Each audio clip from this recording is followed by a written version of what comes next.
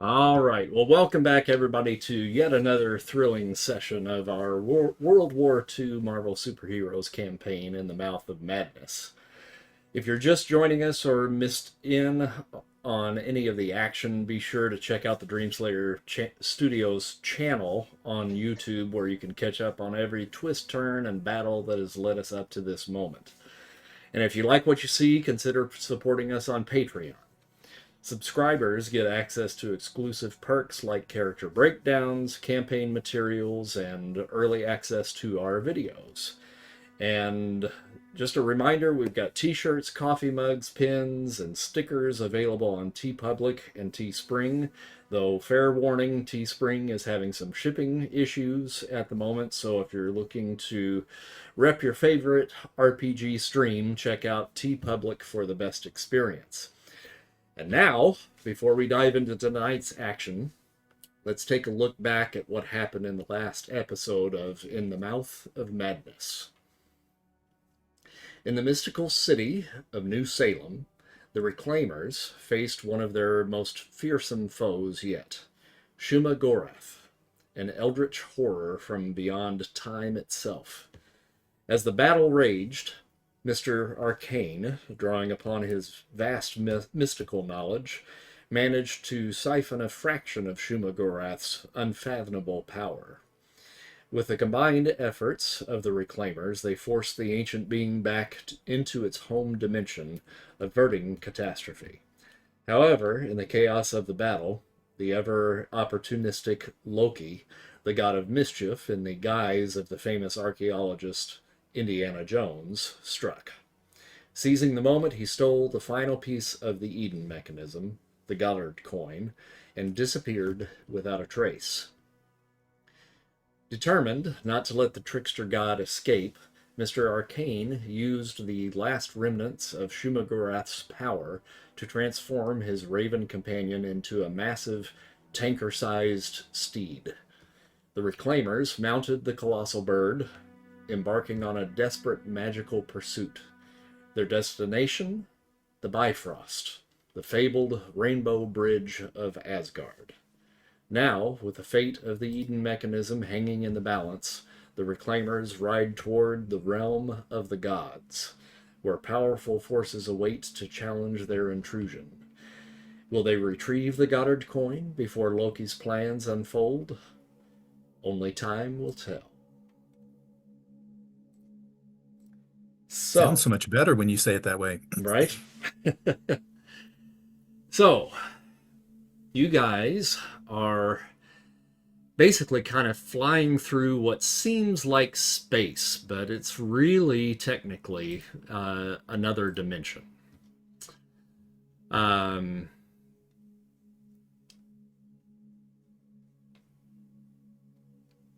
Riding atop Mr. Arcane's raven friend, you surge through the cosmic expanse of the Bifrost, the rainbow bridge that is pulsing with energy below you. And as we ended the last session, the golden towers of Asgard you could see gleaming in the distance. As you travel, storm clouds are swirling overhead, charged with magic. The realm seems to almost sense the presence of intruders. Gonna have to do some more shit here. Oh no. So I've pulled up a little map for you here.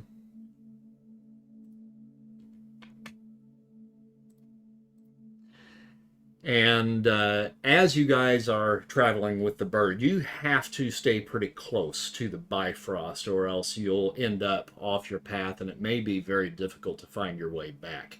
The bird has kind of swooped out of range a little bit on one or two occasions, and as it does, the Bifrost begins to flicker and sputter.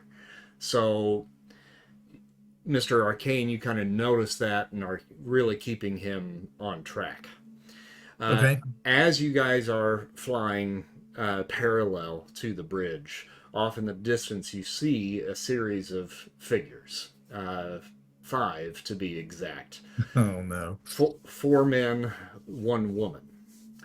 And with a loud, booming voice, you hear someone shout at you. And in this space, you kind of think, I shouldn't be able to hear this.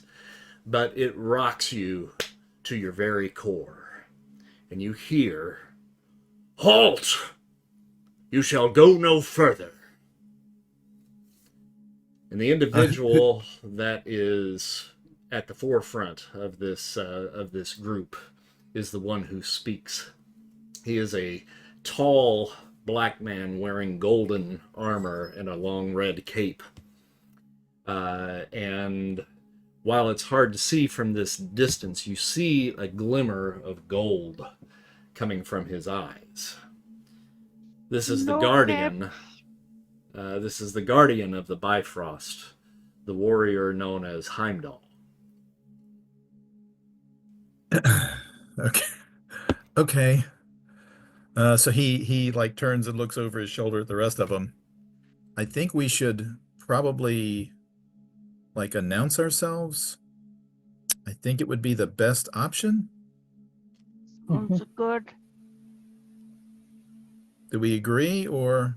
Yeah, I mean, so far I'm 1-1 at the walking up, waving, and being friendly. So this is the tiebreaker. Sure. Okay. I don't know why they know we're here. It's not like we called ahead.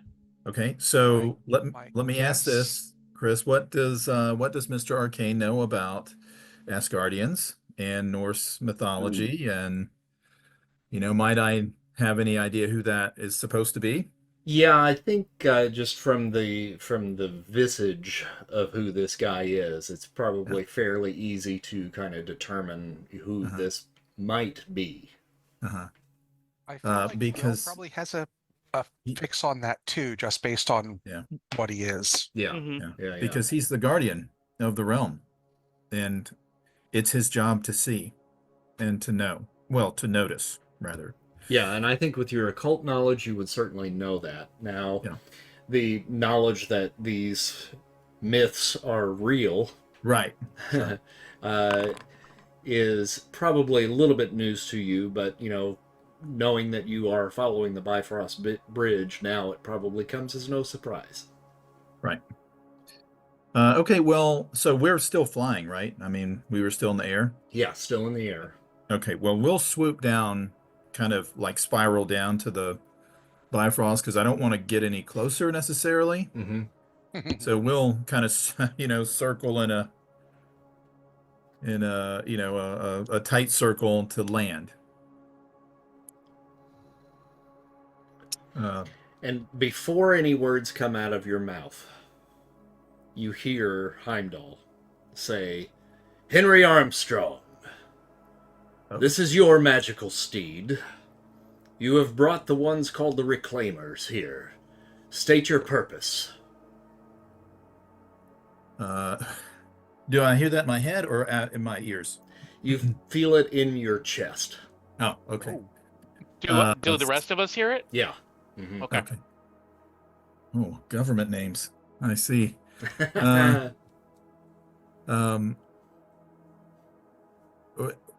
We all right, so he kind of draws himself up a little bit because he's not certain this is the right move, but well, we seek a thief.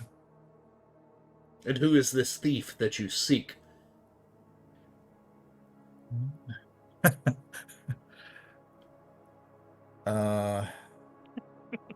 Just say it. Do it. One of your kin? What? Maybe not your kin. The trickster god, Loki. He stole something from us. He like suddenly steals himself. He stole something from us, and we must have it back. Ah! You seek the trickster god. Yes. Heimdall sees all. And I, the trickster god, was here. But somehow the trickster god has gone beyond my sight. Feels like that might be his way.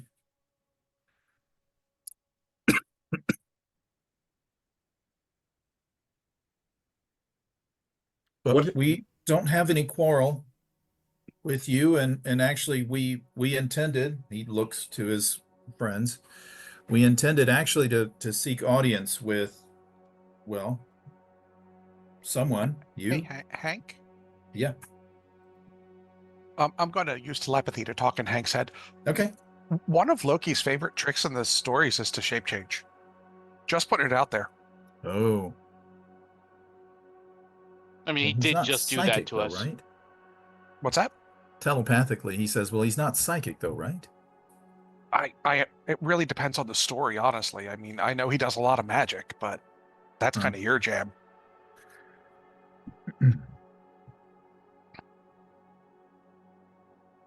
Okay. You seek audience, and you seek, I suppose, permission to traverse the realms of Asgard. Well, we certainly don't want to invade. I mean, we come to right a wrong to us and to protect our realm.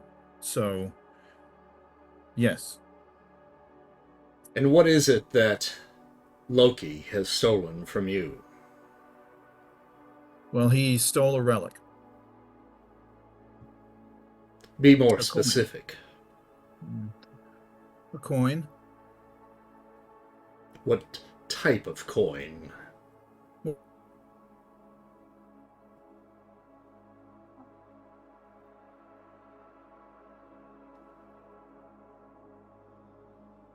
Speak, It's magician. one of a series of relics that we intend to safeguard.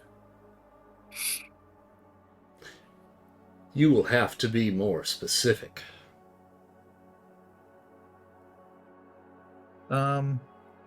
What are the people behind him doing while this conversation's going on? So the others behind him, you see a woman dressed in red that is certainly a warrior. Perhaps not a Valkyrie, but a very strong-looking woman with long black hair. And she has a long sword that is being held in front of her on guard. Behind her, there is a extremely robust man with strawberry blonde hair and a long beard, dressed in pink. Mm-hmm. He holds no weapon, but stands with his arms crossed. Next to him is a man that appears to be perhaps of Asian descent, that has long hair as well, a pointed goatee, and is dressed primarily in leathers and blue fabrics. On him, he carries a mace. And then last but not least, to his left, you see a very thin, wiry, blonde man with a short goatee, brandishing a rapier. Don't throw mistletoe at him. That may still be a thing.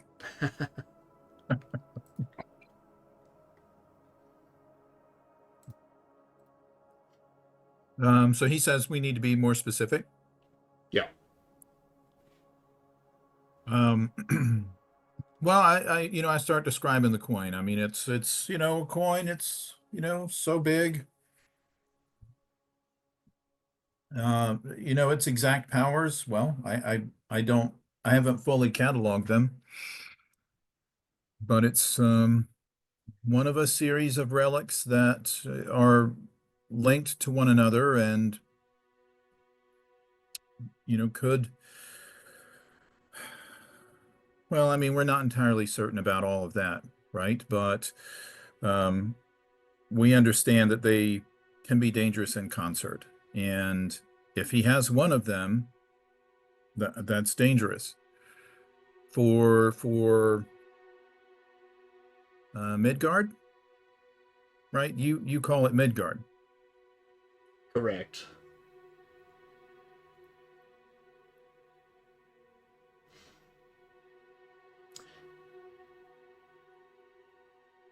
You have come here unannounced.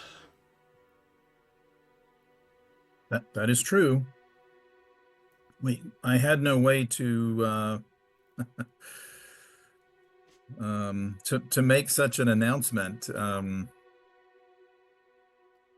We came on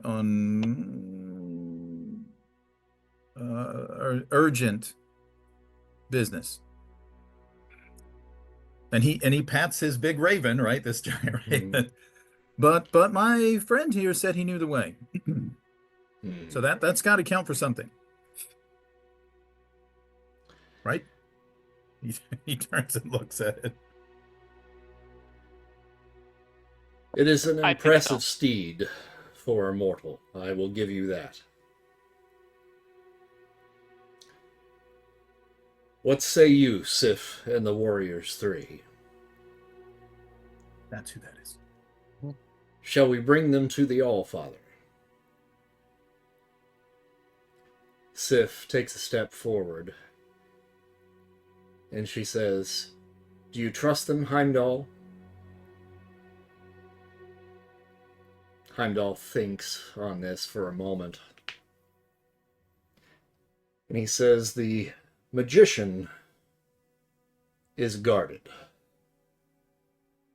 which causes me concern. If he is to seek audience with Odin, then he must be truthful with the All-Father. Do you comprehend this, magician?" I do. I'm being as honest as I can be. I truly don't know the scope of the coin's powers, but yes, I'm very willing to be honest. I think he looks over his shoulder at the group. I think I am being very honest. Yeah, I would say. You Right? speak over and over again about a coin of mystery. You have yet to name this coin. He said the Goddard coin. Oh, you did? Yeah. He did. Yeah. I apologize. I did not hear you say that. Oh yeah. Sorry, he said the Goddard coin. All right. I We will just back didn't up. say Eden mechanism. Yeah. I didn't say the Eden mechanism though. I said it's a series of linked relics. I didn't Yeah. say that. Okay. But I did name it as the Goddard coin. I apologize. I missed that part. So we'll retcon that. Okay. Yeah, Heimdall, you suck. Eyes good, ears. His job is to watch the realms, not Right, listen watch to them. not Now listen. listen. Very well then. If it is an audience you seek, an audience you shall get. I should warn you.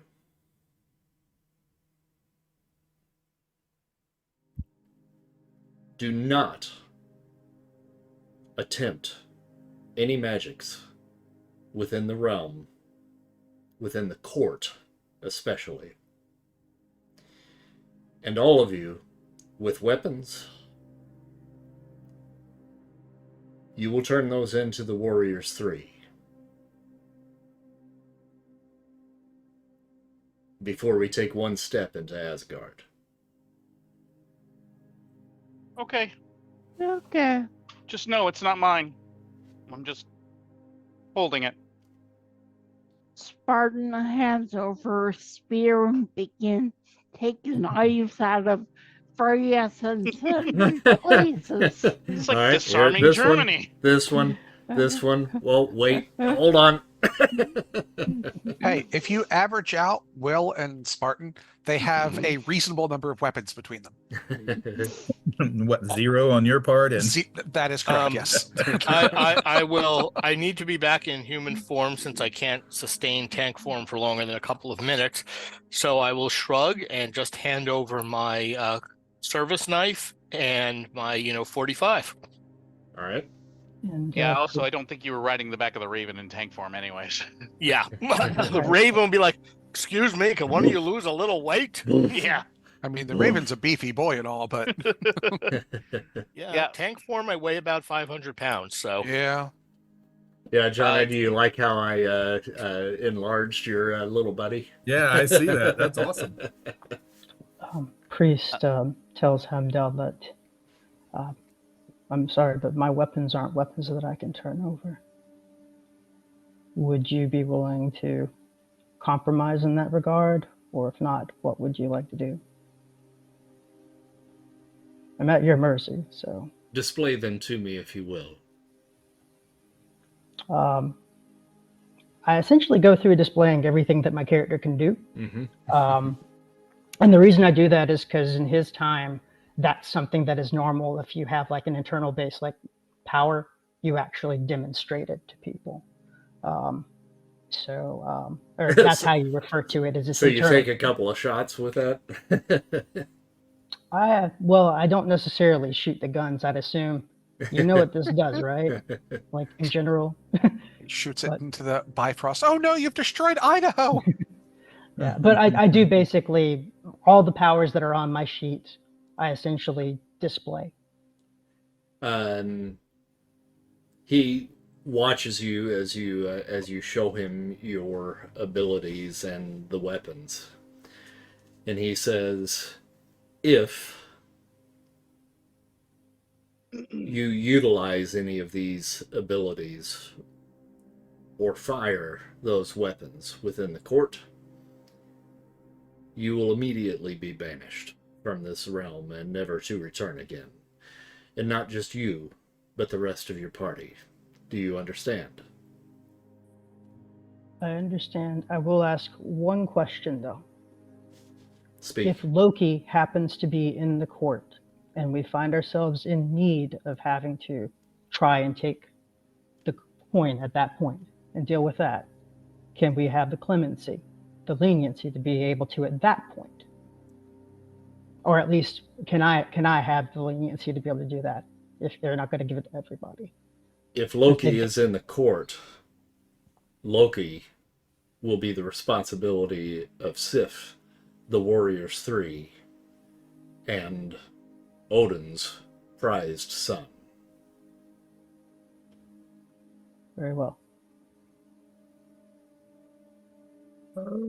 Shelly unbelts her sword and wraps it around the scabbard and walks up and says, "Okay." Heimdall, like, you guys have been kind of turning them into the Warriors 3 and to Sif for the most part, but Heimdall reaches out one arm and stops you along the way. And he says, Stops you? stops Shelley. Oh. And he says, "Yours, I will take." Okay. And he He takes hands it over.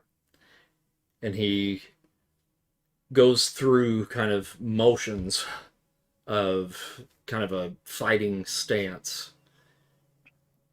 An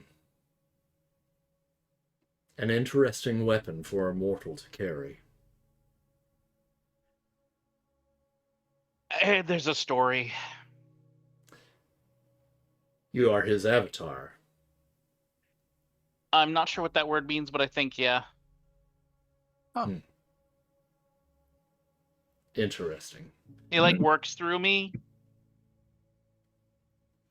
Anyway, also like Priest, I can do things that aren't that.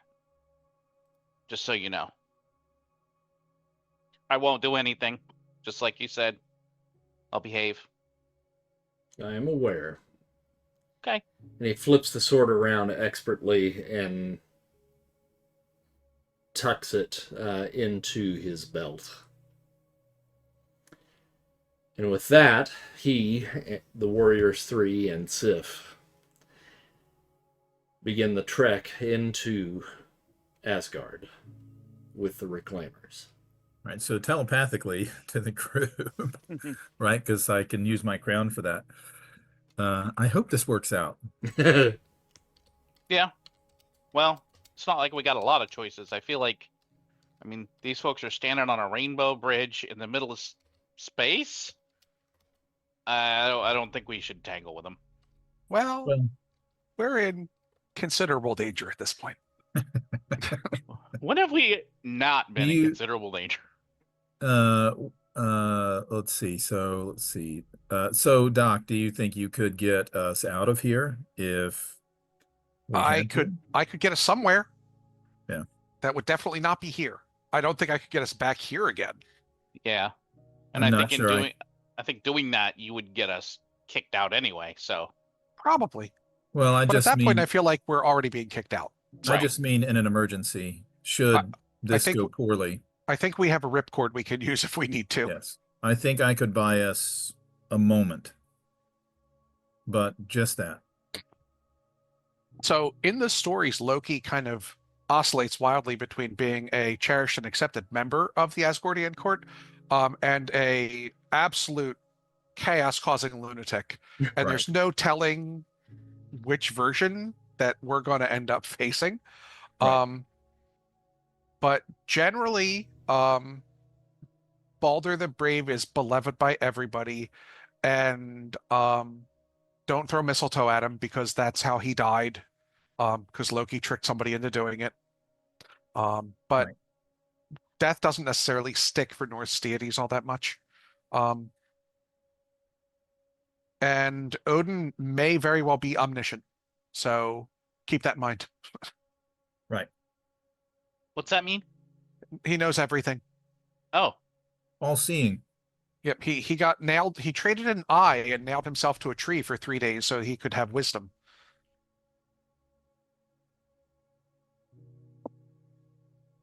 You know, that story sounds a little familiar. It might. There are some theories among some very unpopular scholars who feel like it may have been borrowed by other monotheistic religions later on. Yeah. I'll just take that up with Father O'Flanahan. Well, as you guys begin to traverse the Bifrost, the storm-weathered sky crackles with the golden radiance of the Bifrost as you emerge from the swirling void of cosmic energy. Before you stretches Asgard, the eternal realm of the gods, a land that exists beyond the reach of mortal comprehension. A world both ancient and eternal, where the weight of history and legend is carved into every stone. From the towering vantage of the Rainbow Bridge, you see it unfold like the grand tapestry of myth. You see in the distance the Golden City, the heart of Asgard, gleaming in the distance, an architectural marvel of towering spires, shimmering domes, and gilded battlements. The city radiates an almost divine luminescence, its streets paved with polished stone, its halls built for warriors and kings. Rivers of celestial silver wind through the land, glistening under a sky of perpetual twilight. Massive waterfalls pour into the void beyond, their edges kissed by the flickering remnants of stars long since fallen. And far, far beyond the city, the roots of Yggdrasil, the world's tree, stretch through the firmament, its colossal branches disappearing into the cosmic expanse. The tree of life binds the 9 realms together, and its presence is felt in every gust of wind, every whisper carried upon the Asgardian air. As you step forward, your arrival has not gone unnoticed. The towering figure of Heimdall guides you into the realm with the citizens of Asgard looking upon this strange band of mortal strangers. The air here is charged with expectation. You have set foot upon hallowed ground, but you are intruders here, mortals, in the land of the gods.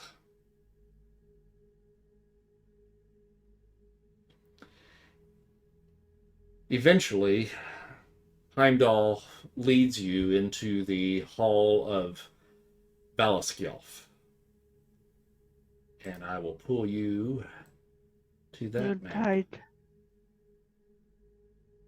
Can you spell that? Just kidding. Yeah, I can if you want me to. No, it's okay. Not without I'll looking never at remember it. Once you step inside, this is a colossal room with a red carpet that runs through the middle of it up to a second tier. The second tier is circular with fine marble floors of green and gold and maroon and purple, certainly fit for a king. Surrounding that platform are the figures of great warriors that have given their lives for Asgard. Each atop a horse and holding a spear. And as you walk up onto that platform, it feels as though at any moment they may come to life and attack. It's an extremely imposing feeling that you're getting here as you approach the throne of Odin. In front of you, you see a grand throne that has what appears to be almost a lion carved into the back of it. The throne itself is made of the finest velvet that you have ever seen, greenish and red in color. And upon the throne sits the imposing figure of Odin, the All-Father. A patch over one eye, wearing gold armor with blue accents, a long, long beard, and a cape of fur. To his right is his beautiful wife with a mane of white hair and a gold crown upon her head. And to his left, his most prized son, the god of thunder himself, Thor. Just saying, the fact that he just puts it out there as his most prized son, maybe that's why Loki acts up a little bit. I know. Not I mean, I exactly feel some father kind of of way the about year. that. Part of the problem.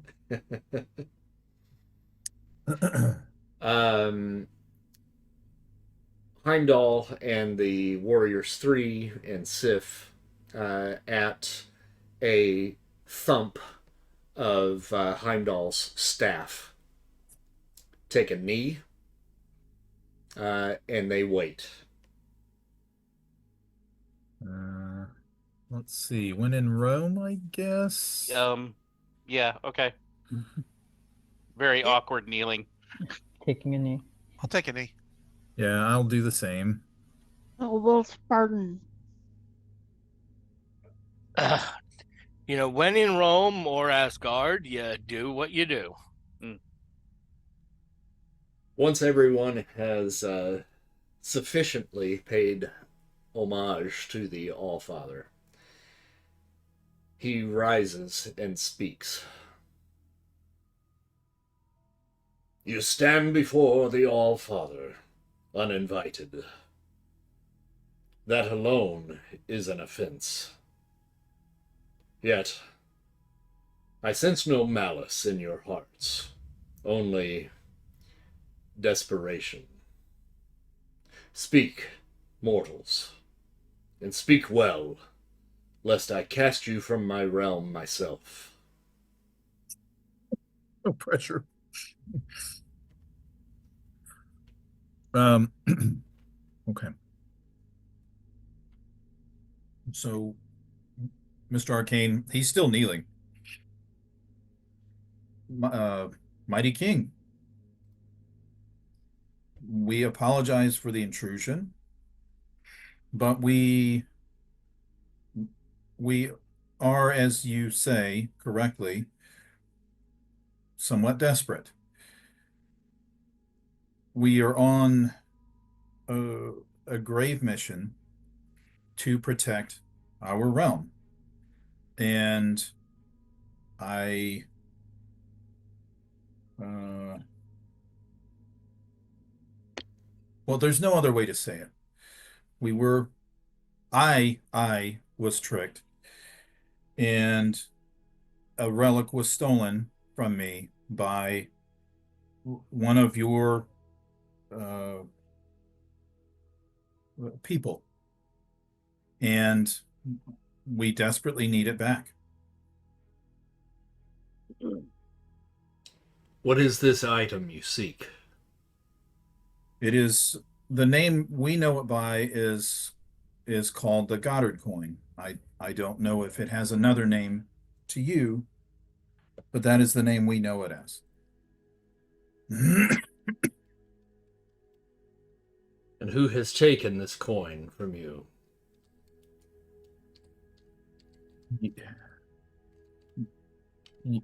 Let's see. So, does Mr. Arcane know that Loki is his son?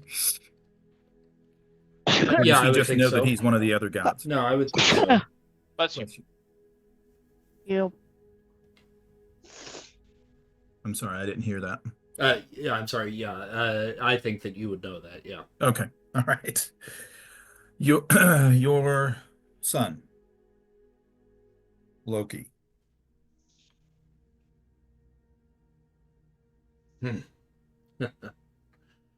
Oh, my son.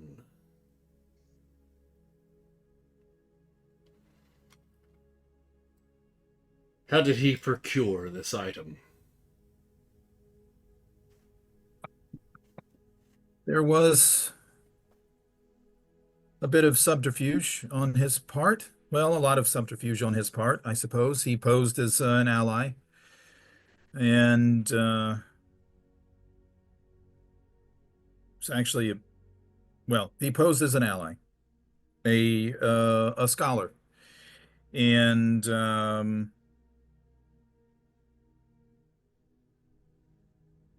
and so it's starting to dawn on Mr. Arcane that he gave it to him, but he was tricked into doing it. So he posed as a scholar, an ally, and in the heat of battle against an invading force, one of the other primordial elders, he made away with it in battle.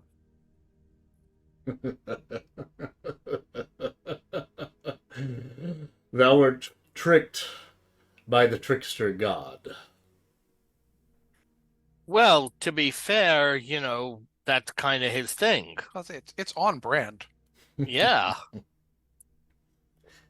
Now, I don't know if he was always the archaeologist guy or if he replaced him at some point. Because he played the role pretty solid for quite a while. Loki likes the long con. My guess is it was him all along. Yeah. You, Will Wagner, Yes, Allfather.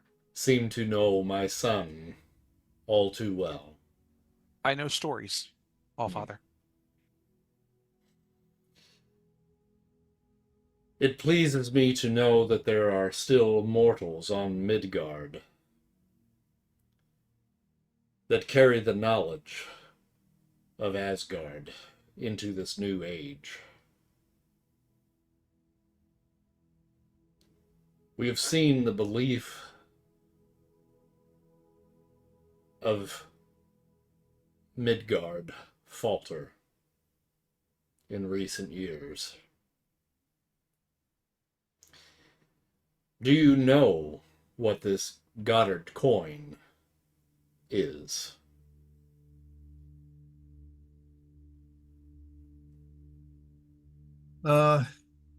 We know, or was that to me or to Will? It's to the group. Okay. Well, we know it's a powerful relic. We know that it has some ability to summon things or to be used in summoning rituals. We saw that. But what we also know is it's part of a series of relics that, when combined, have some grave power that we, if I'm being honest, that I don't understand. This coin that you seek, the Goddard Coin, I consider that a blasphemous name, named after the mortal that discovered it. This coin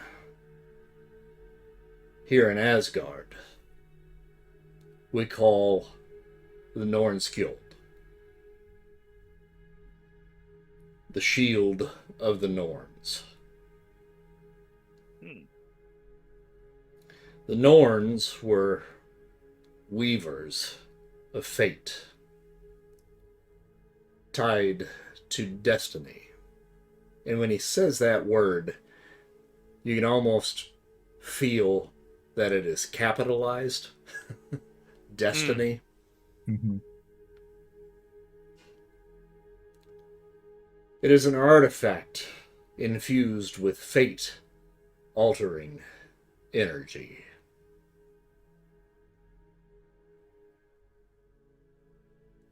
Something that was created long ago, when I was but a child. This item was lost to Midgard many years ago.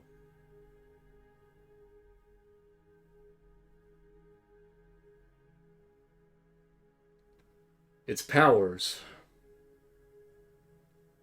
are great, but the effects of which are unknown even to me.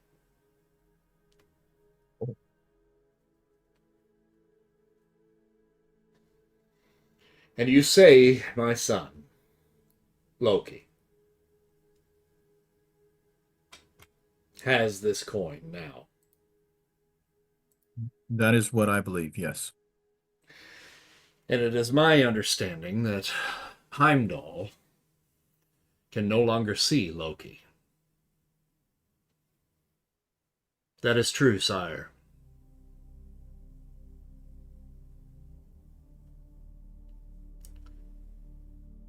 The trickster god weaves his web.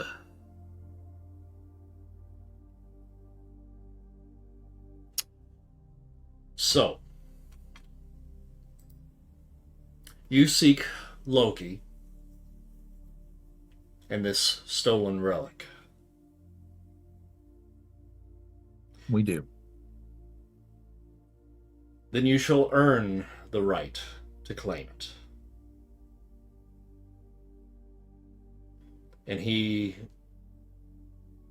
punctuates this next speech with a thump of his staff on the ground, which echoes through the chamber.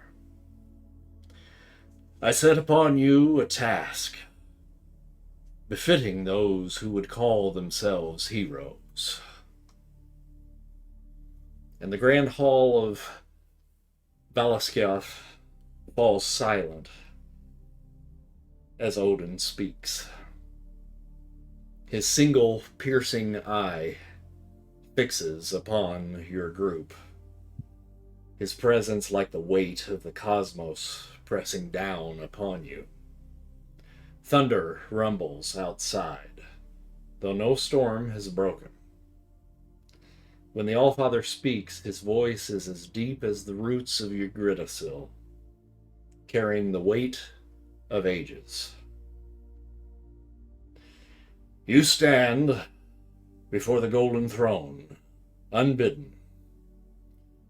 Your presence, a breach of the sacred order of realms. Yet I see in you not reckless wanderers, but warriors who bear the burden of fate upon their shoulders. You seek the trickster. You seek the coin. And you tread upon the realm eternal to claim them. Know this. I am not one to grant passage so freely, nor do I reward those who have yet to prove their worth. If you would have Asgard's blessing in your hunt for Loki, then you shall first prove yourselves before the gods. And he thumps his staff on the cold marble once more. You shall undertake the trial of Mimir's wisdom. And will, that rings a bell with you, because that is indeed the very trial that you were speaking of when Odin gave his eye.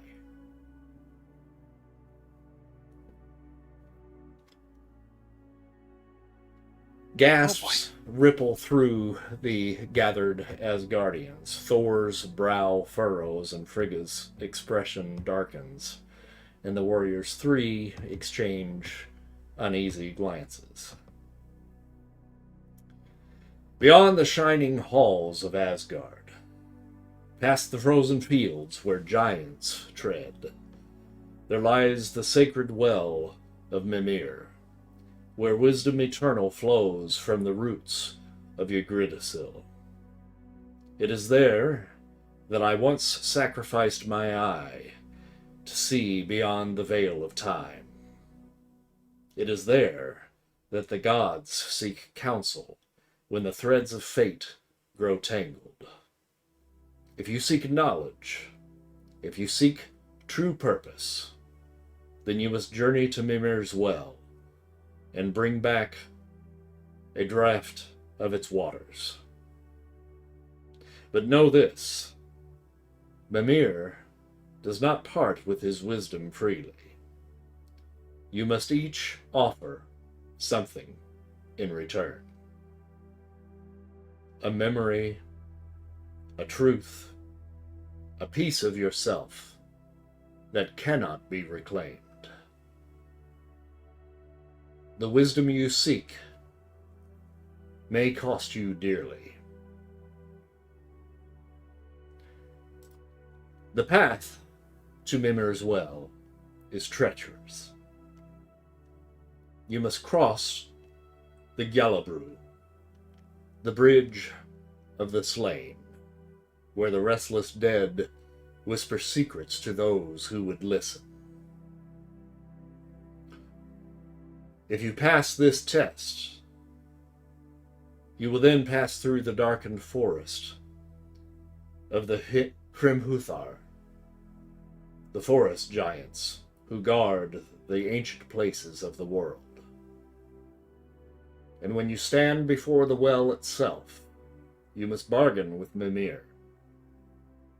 Fail to offer him a worthy sacrifice, and you shall return empty-handed, or not at all. Choose wisely, mortals, for wisdom is a blade that cuts both ways, and the truth revealed may not be the truth you wish to see. Odin lowers his spear, and the light in the hall brightens. His decree is final. and the Reclaimer's fate is sealed. Go forth, prove your worth, and only then shall I grant you leave to seek the trickster. As Odin finishes speaking, Heimdall steps forward, his golden gaze solemn. And with a punctuation of his staff, the Bifrost hums to life, opening a portal to the frozen wilderness of Jotunheim.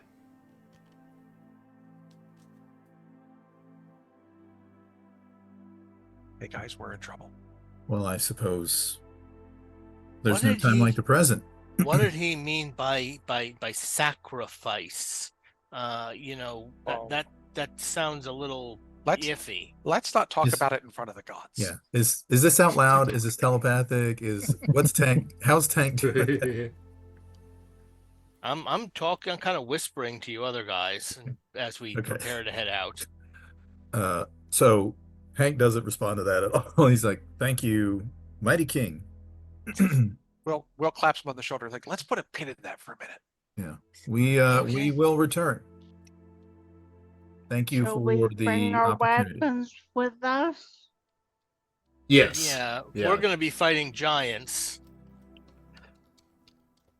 As you guys approach the Bifrost, the Warriors 3 and Heimdall begin to return the weapons to you. I was gonna ask. They gotta get their stuff.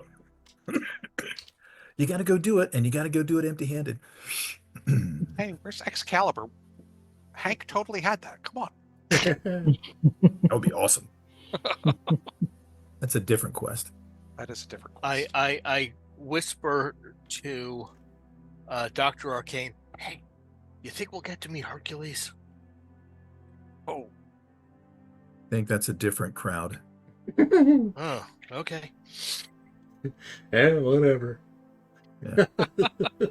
Burn Go ask the big blonde guy with the hammer. also point out that the haft on his hammer looks a little short. But I'm gonna go over here. Right. All right, so I walk through the. I nod to Heimdall. Thank you for the audience, And he Where- nods. Where is the portal? and I'll Has it walk through been- the bridge, Yeah. the portal. He has opened it basically right in this area. Right Oh, up okay. in So here, it's yeah. not a visual thing on the map. Okay. Yeah, I didn't think that far ahead. Yeah, okay. I will stride through it unafraid. Oh wait, maybe I can do it. Here we go. Let's just get some visuals going here. What do we say? Let's try this. Let's see what I can do under the gun. All right, let's see here, and we're gonna do. Let's see. What's a good one? Let's try that. I don't know what this is gonna look like. We're gonna try that.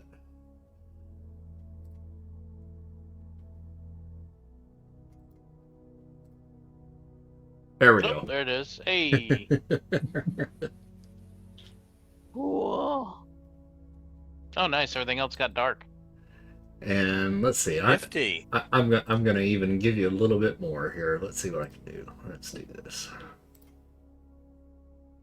I don't think I can make the colors swirl, but we'll do this. Oh, There you go. oh, nice. Yeah. Nice. Oh, it's Cool. it's constantly changing color too. It's like the red is lightning and stuff. Nifty. Okay. Well, we'll enter into the portal. All right. So as you pass through, I'll pull up another map for you.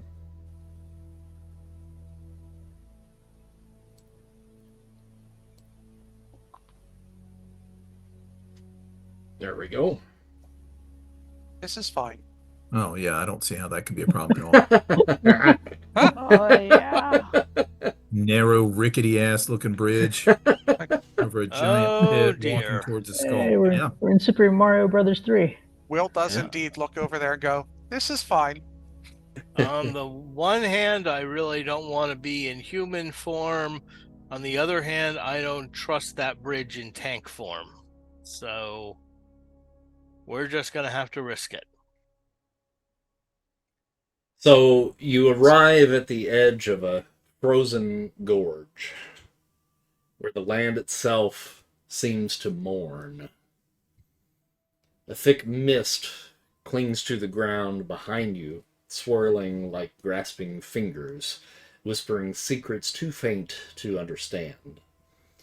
And before you stretches Galabru, the spectral bridge of the fallen, a passage not meant for the living. It gleams with an unnatural glow, its surface rippling like water, yet solid beneath the weight of spirits that march endlessly across it. The bridge is ancient, older than even the stones of Asgard, woven from light and shadow, held together by the echoes of the unworthy dead. These are not the honored warriors of Valhalla, but those who fell in disgrace, their deeds forgotten, their names unsung in the great halls of the gods. They linger here, neither truly alive nor fully dead, attached to the bridge by their own regret and bitterness. As you step forward, the air grows colder, your breath visible in the spectral glow. Then come the whispers, soft at first, taunting, questioning, needling at your very souls. The ghosts of Galabru do not strike with a blade or a hammer, but with doubt, despair, and deception. They know the weight of failure, and they seek to bury the living under its crushing force. Some spirits take form. Figures in rusted armor with hollow eyes, warriors who clutch shattered swords, faces twisted in eternal agony. Others slither unseen through the mist, their words slinking into the minds of your group, searching for cracks in your resolve.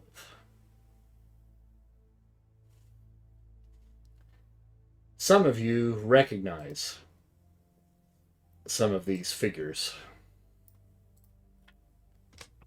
here along the bridge. Now, these are just generic representations.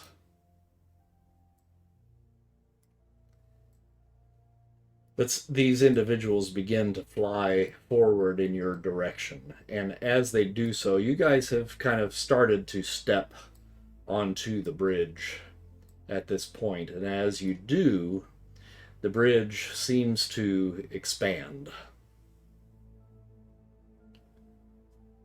And every step you take forward is like taking 3 steps back. Oh, so it gets longer. Mm-hmm. Yeah. Tank would have no idea what Zeno's paradox is, but Lizard does. I want to do something. Uh-huh. I want to turn on my mental barrier. Okay. I That's would it, also for like now. to try to do something. All right. I'm not sure if it's something I can do, but considering the way I've seen some of the other party members' mental defenses function previously, I would like to try to use telepathy to see if I can kind of create some sort of reinforcement for them, like maybe like a bubble around everybody, something like that. I'm guessing it's probably a power stunt, but if it's not, that's cool too. Totally see that. Probably individual bubbles around them Ooh. might be problematic, and that would be a power stunt. I was thinking like one for the group. One for the group, I think you could do that. Okay. So is that a stunt or is it just telepathy? No, well, not telepathy would it be? It would be. Oh, hold on. Okay. It's not Dark Force that you're trying to do. No. Hmm. Dark Force I can make a bubble, but I don't think that's going to stop psychic stuff. Gotcha. I'm trying to use telepathy to You're kind of trying to give everybody else mental barrier. I am trying to give everyone else the same kind of mental barrier that me and Hank start with. Just out of curiosity, do we still have the items that Agatha and the boys hooked up for us? Yes. The I don't see why not. Yeah. wards? Okay. I need to put Yeah, that that was on only my... specifically magic though, and it's unclear whether this would fall into that Agreed, category. but it's not on my sheet, so I just Okay. remembered.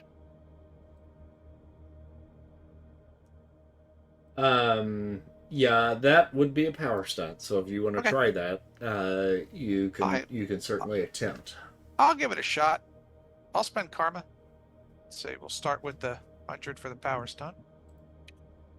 Okay, now die roller. We're going to behave ourselves. You're gonna calm the fuck down. Okay, spending karma. Come on, be good. Not enough. Yep, green won't get you. Nope. All right. Each of you feel Will kind of reaching into your minds and attempting to try to embolden your psyche a little bit. And you get just the slightest bit of a migraine as he does. You're welcome. I could try to. Well, I'll give it a moment and see if it's gonna be an issue. If it is, I can try something. Okay. So, Shelley, Mm-hmm. you're in the lead. Just gonna get possessed. One of these figures flies towards you. Hmm. And it is a spectral warrior. As you see it coming up to you, its face is kind of a blackish kind of skull with an inner white glow within it that causes its eye sockets to glow with an eerie light. But as it gets closer, it begins to kind of metamorphosize and become something else. And you see a face that you haven't seen in several years. And it is the face of your father.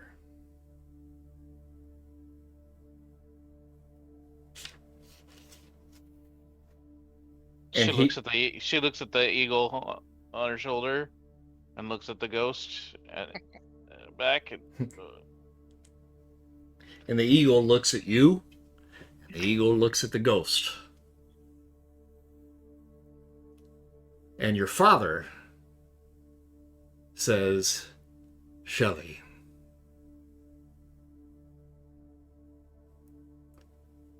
Now I'm gonna stop you real quick, because if this ghost really knows her, that's not her real name, and her dad wouldn't call her by that. Okay. No, Her that's dad right. would That's call right. her Pris. I did forget that, so thank you for reminding me. Pris. She looks confused. No, you can't be here. I have been searching for you. Endlessly. And now you have come to me.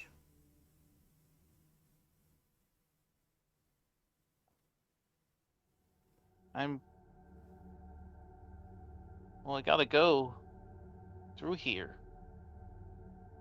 He said so. Who said so? The big guy, the Allfather. I don't understand, but I guess what he says goes. But you have come to the land of the gods. Yeah. Had to be done. Can we hear this? No.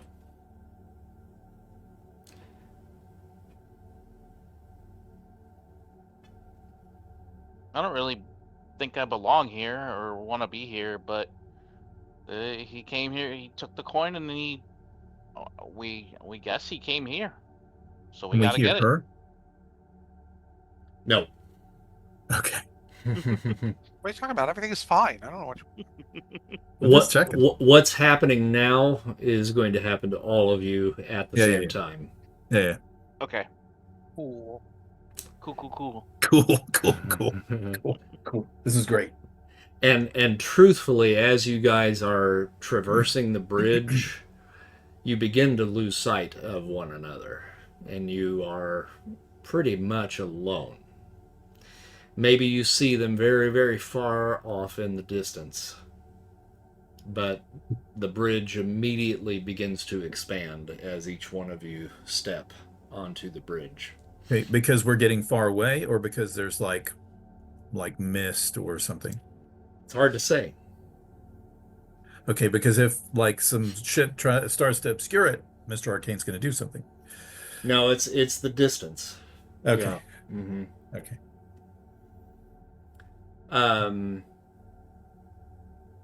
Your father speaks again, Shelley. Let me ask you this real quick out of game. Mm-hmm. Did you quote unquote die Yeah. after he passed? Yes. Okay.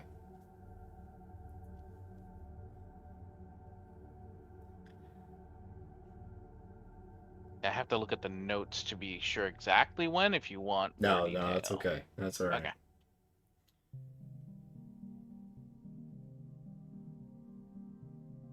You belong here now with me. No, Dad, I got work to do. They need me. There's bad people out there. And they got like magic and all kinds of stuff that we didn't even know, and I gotta do my part. What do you have left at home? Can't go home.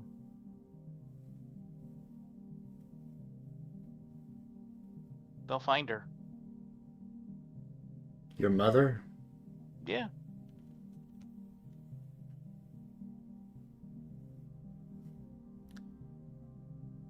It pains me to say this, but why does that matter?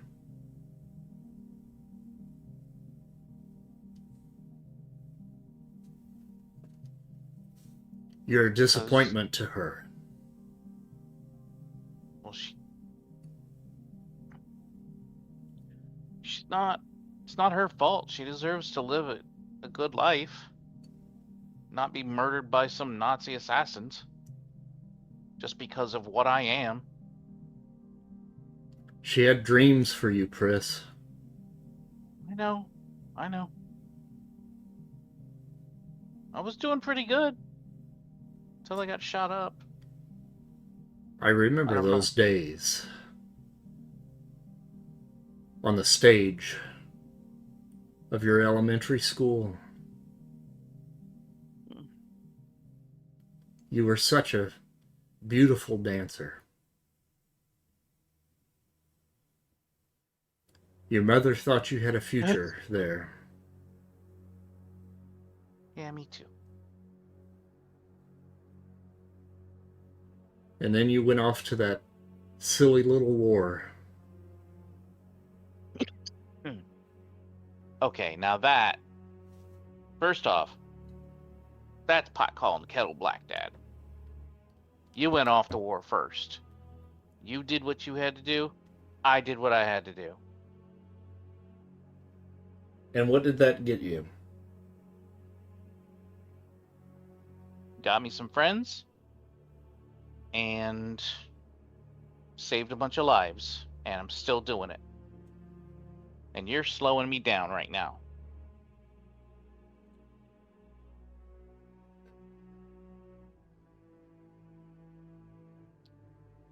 Still defiant, are you? I haven't changed a bit. No, you haven't. You are a disappointment to your mother. Don't disappoint me now. Well, get out of my way then and stop bothering me. Make a psyche feat. This is fine. No problem. I believe I will call karma on this, as it is. Gosh, why? Yeah. It feels Yes. like a character moment that of some significance.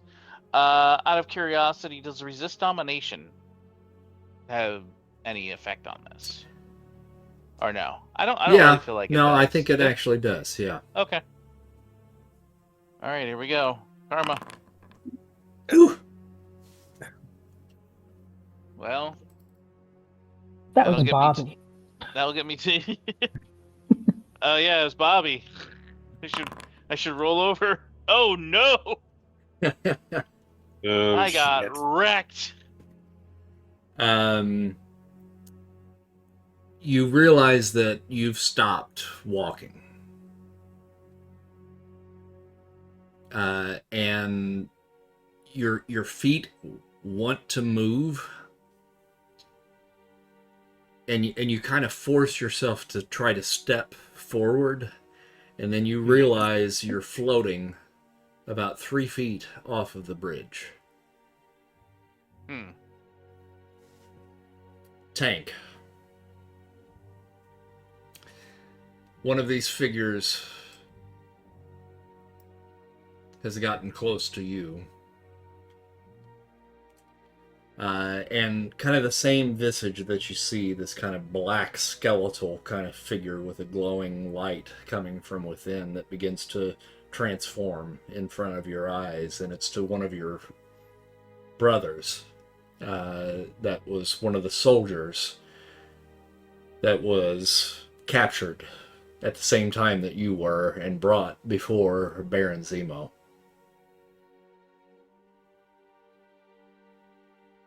Okay, I'm gonna kind of step back, though not so far back as to fall off the bridge. Joe? No, you're not Joe. Joe would not be here. I don't know who you are. You're just something pretending to be him.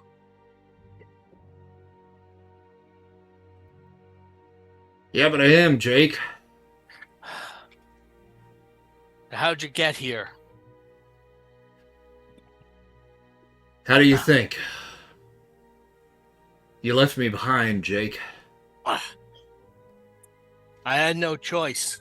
You know the rules. If you're captured, you escape. You get back on your side of the lines. I saw what you became. I got lucky. Or unlucky. It was pretty lucky. Yeah, I didn't know then what I could do, how tough I was. All I knew was I had a chance. You got lucky. We got dead. You shouldn't be here, though. You died soldiers. You should go to wherever the good people go when they die. You don't belong here. We died failures, Jake. Just like you. I haven't failed. Since then, you have any idea how much good I've done? You failed Believe me, when you left your brothers. I didn't want to. I wasn't thinking at the time. I just ran, Yeah, okay? you weren't thinking. You don't think. You never thought on the battlefield. You're weak. I am not weak. I stood up against stuff you can't even imagine. The stuff I've seen that's real. But doing it for you, for everyone I left behind. And we're going to pound our way through. We're going to get to that castle and we're going to take out that, freak. Yeah. You But think we have to do it here. This is our next step. We just got to do the mission one step after another. you think you're strong? Show me I how try- strong you are. Punch me right in the kisser. See what happens. I'm still in human form because I'm still, not convinced this is a magic bridge that can support me. So, okay, I will just, I will take that challenge. Okay. I assume it's just a standard fighting check. Yep. I need to just check my character sheet, my notes actually. My original character sheet that I wrote, because I want to see if I made a note there as to his relative fighting versus. Yeah, he's one rank back in his human form, so I just want to be accurate. So that would make his, normal fighting excellent, but with his martial arts, that gets back up to remarkable. And I'm probably going to call Karma, because I am actually quite scared. And, if you're scared, you hit it. That's the one thing that's worked the past, year or so wandering over the world, is you find some giant scary demon thing, you punch it. Wow. 92, Okay. Well, all right. I punched it. Apparently I've, can still, brawl in mortal form. All right, You've gotten a lot of practice. you hit him, and you feel this cold, icy fingers that basically just run all the way up your arm, all the way up to your shoulder, and your arm falls limp at your side. Just like I thought. Weak, as always. You are always the weakest one of us, Jake. Strength is more than strength of the body. It's strength of character. And you left us. Make a psyche feat. Okay, I'm calling Karma on this too. Psyche is not. Okay. Oh, and boy, did I need to. So I can get that up to a green. I just got to figure out that was good. Okay, so 15 points. I just got to mark that off. Ouchies. 671.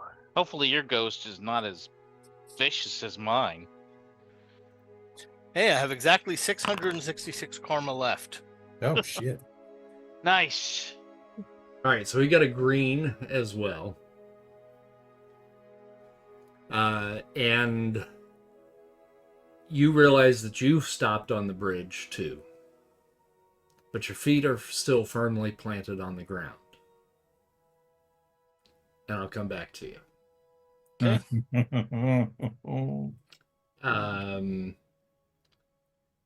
Mr. Arcane, even though you are next in line, I'm going to come to you last. Of course. What?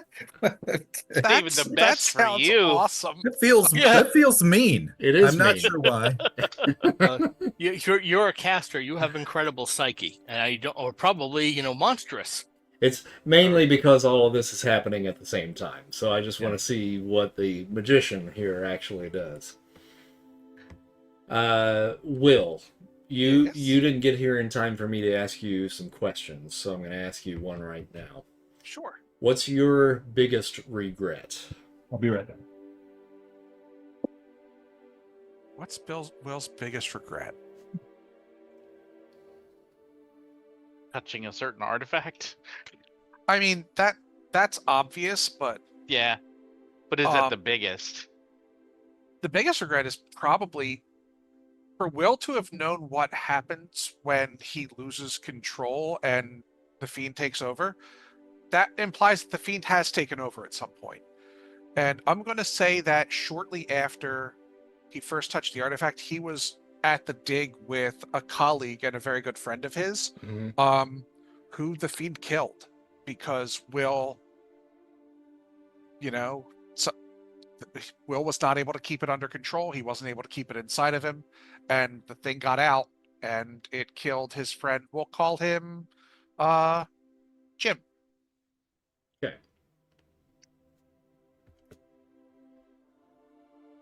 You see one of these spectral figures now coming up to you. And as it does, it begins to grow in form. And this demon, this creature, whatever it is that you have inside you, now begins to manifest in front of you. Long black horns sprouting out of its head. No. And it stands about 7 feet tall. You're locked away. You're not here. You're right. I am locked away. Inside your mind. Inside your soul. And I grow stronger. Every day. You can feel me, can't you? Scratching at the back of your eyeballs. My voice begging to emerge from your throat. That scratch, that tickle in the back of your throat, that's me. Let me out. And you and your friends can pass.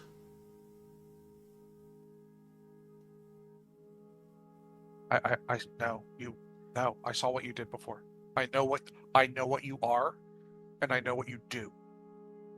You're a monster, and it's you're you know what? You're magical herpes. And I gotta find a way to get rid of you. That's all there is to it. We are bound. You realize that, don't you? Yeah. There is no separation between you and I now. I inhabit you. I am you. And until you realize that, you may have me prisoner now. But what happens when the roles are reversed?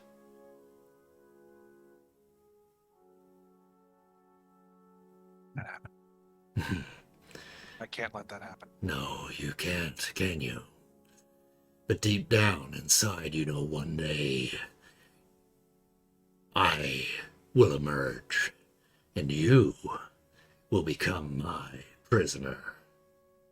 And you will see how it feels. Does that scare you, Will Wagner? Yes. That terrifies me. Then perhaps now, here, in the realm of Asgard, you and I can cut a deal. Listen. You have a modicum of my power.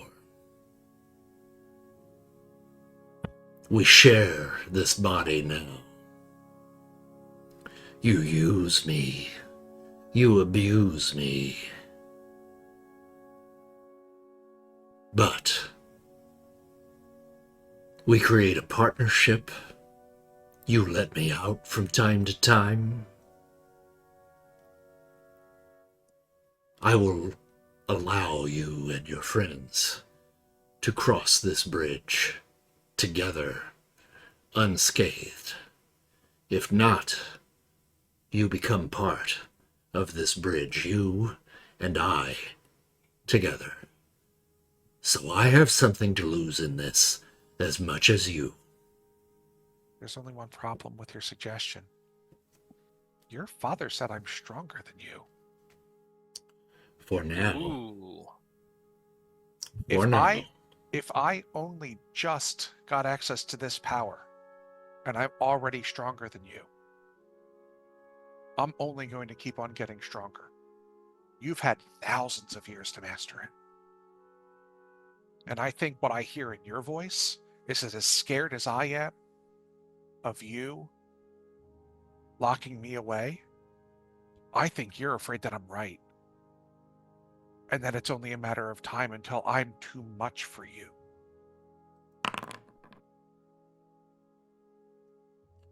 Really? Damn. Will just scared the ghost. Wow, stakes are going up, guys. Holy crap. That guy's got unearthly. Good thing he rolled shit. Oh Wow. crap! Yeah, he does. Shit. Holy. You see him get very angry, and he forms an ebony blade out of his arm and runs you through. Oh no. You do not feel it. Oh, okay. That comes as a big surprise to Will. Make a psyche feat Okay. at a +3 column shift. And resist domination helps. Yep. So monstrous, unearthly, Shift X. shift X. That'll be shift Y. Because of the resist domination. Okay. It feels weird to say, but I'm going to spend karma anyway. Just because, let's be honest, this is where it's like you roll a 2. Okay. Just don't roll a 1. Why did you say that? Don't you know the rule? I do. Okay. And I he will spend to get still, that up to a still yellow. rolled a green. Yeah. I really want Will to get possessed. I'm sorry. I'm so tired of hearing shit out of So you. angry. I need to remove a Angry. cat. I'm sorry. All right. Where? I'm sorry, I don't have the thing up. I am ill prepared. What do I need to spend to get up to let's yellow? see, a 26. I don't have mine handy. Hang on. Give me 1 second. I got it here. I'm busy 26 fending to off a get cat as well. yellow on the shift Y. Yellow is 46. Oh man, I gotta spend more than I thought I did. 20. 30, Okay. 36, isn't it? Or no? Yeah, I think no, you're 41. right. 41. Oh, so I spend 15. Booster came in. 15.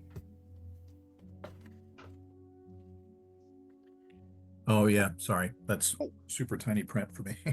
And with that, your spectral image of the fiend begins to break apart atom by atom, and you are immediately transported to the opposite side of the bridge. Yay. Priest. Kind of feeling lonely down here. One of the spectral figures now comes over to you, and as it does, it begins to split into 2 forms. And in front of you float your nephew and your sister. They are beaten, bloodied.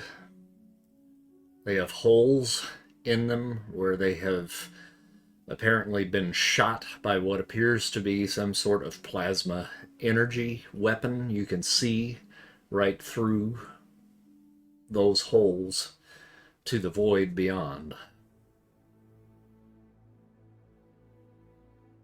And Harper speaks first.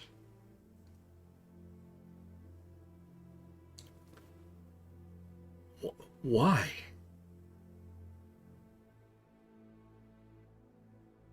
Why did this happen?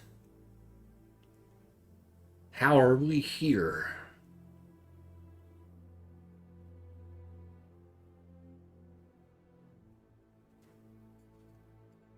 So, Priest looks to both of them. By the way, she calls him May, and his nephew calls him Uncle May, just so Okay. you know. Got it.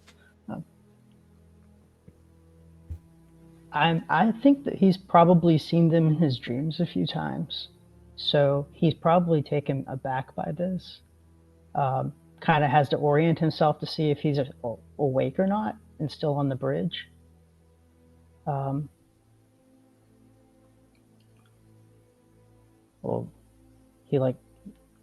this definitely isn't where your mom would have thought y'all be.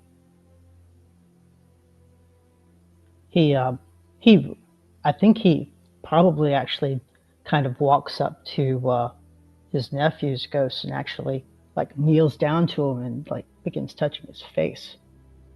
See if he's real. And you touch his face and you just feel this icy coldness that is there. So cold that you draw your hand back because it hurts. And the crazy thing about that pain is you feel it at first in your fingertips and in the palm of your hand as you touch his cheek. But it shoots through your veins and into your heart, causing you to just double over in pain. And Tammy speaks next. And she says, May, how long has it been? We've been here forever.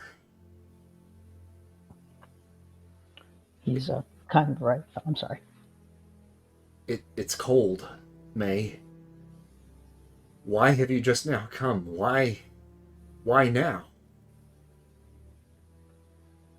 So he's kind of trying to pull himself up from writhing on the ground from where he'd gotten hit by that cold impact, and begins kind of starting to try and move forward. It's like, it's been 5 years. You've been dead for 5 years. And finding you ain't as easy as going to a corner store, which wasn't easy in our time anyway. If there are gods for real, this isn't a place where they'd put you. It ain't you. And even though there's some doubt in his face, he's starting to try to move forward.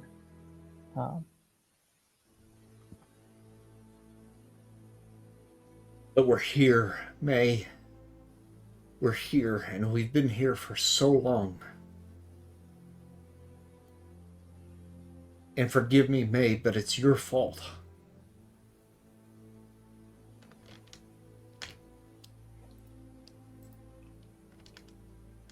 How do you figure?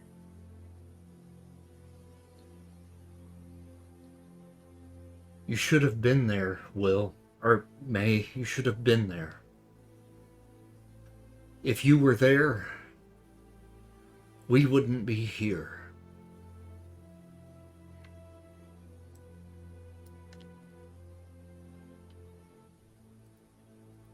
Well, you'll be happy to know that I thought it a real cosmic joke that I'm able to sometimes see the future and I couldn't see what was going to happen to you. But no, I don't think you're here.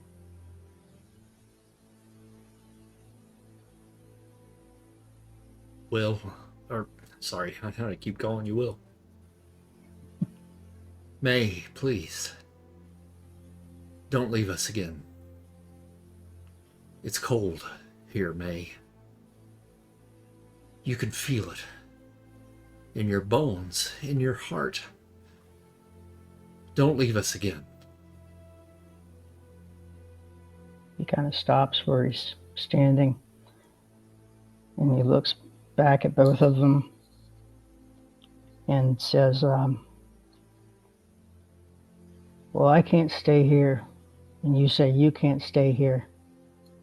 Give me your hands, and we'll walk across this thing together. And he puts both his hands out. And Tammy and Harper both reach their hands out to you and grasp your hands, and you feel that icy cold again, and it runs up your arms and back into your heart, back into your brain, and it's just racking you with pain. Make a psyche feat. Okay. Let's see. I will use karma.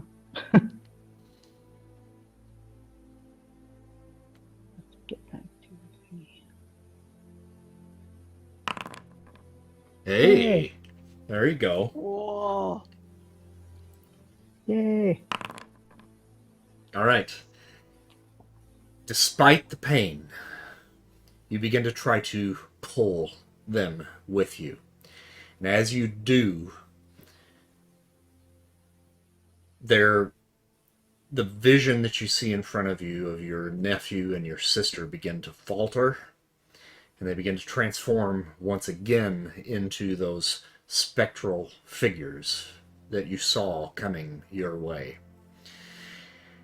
And you pull, and the arms come out of the socket, and atom by atom, they begin to float away, and you hear the voices of Tammy and Harper in the distance. May! No! Take us with you! May! And you are transported to the other side of the bridge. Spartan. Okay. One of the spectral figures now comes to you. Ooh. And as it does, it begins to transform into one of the members of the Dora Milaje. A tall, bald, strikingly gorgeous female warrior of Wakanda. It was the woman who trained you, who fell in battle only a year ago. Yeah. Her name was Makambe.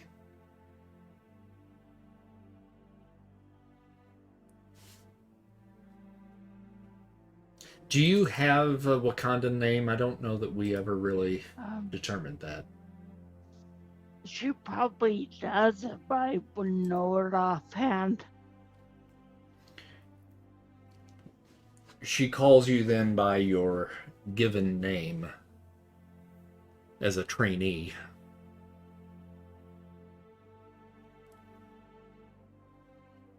Ah, my little Spartan. I see her name kind of wonderingly confused.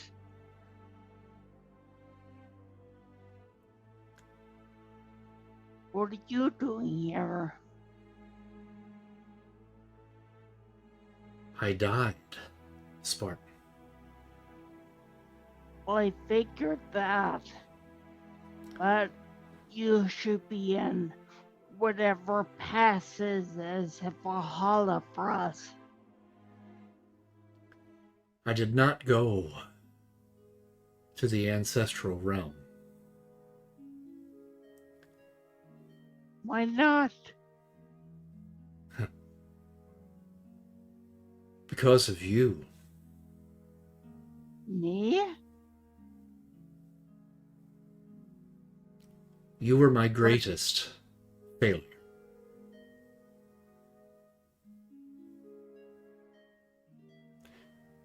I look at her disbelievingly.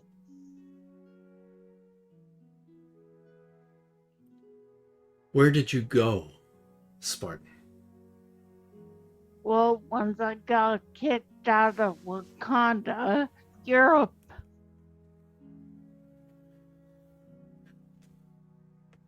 And why were you cast away? Because my parents gave me the heart-shaped leaf.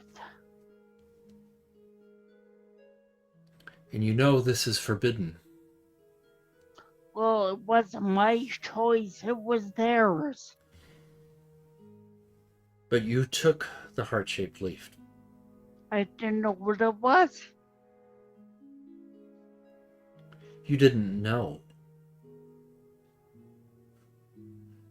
I was dying. I was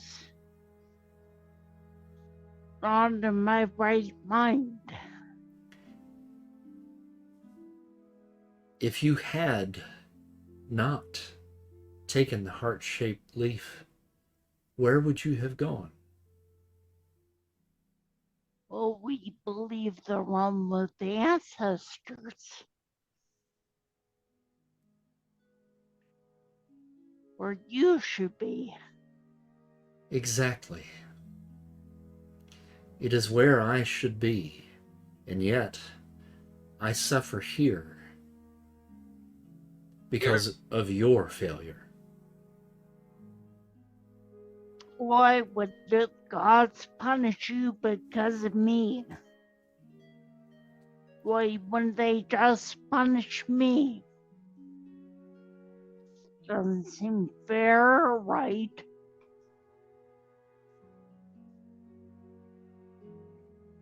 You believe it's not fair. No, I don't. Then perhaps you can redeem yourself.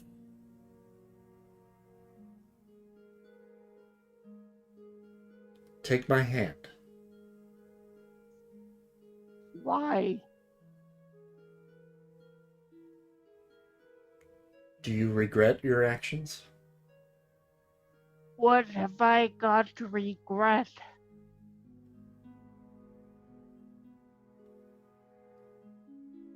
Taking the heart-shaped herb to save That was your my life. parents, not my choice. I had no idea what it's doing. Did they force it down your throat? They gave it to me, I drank. You wanted to live, didn't you? Is that a crime?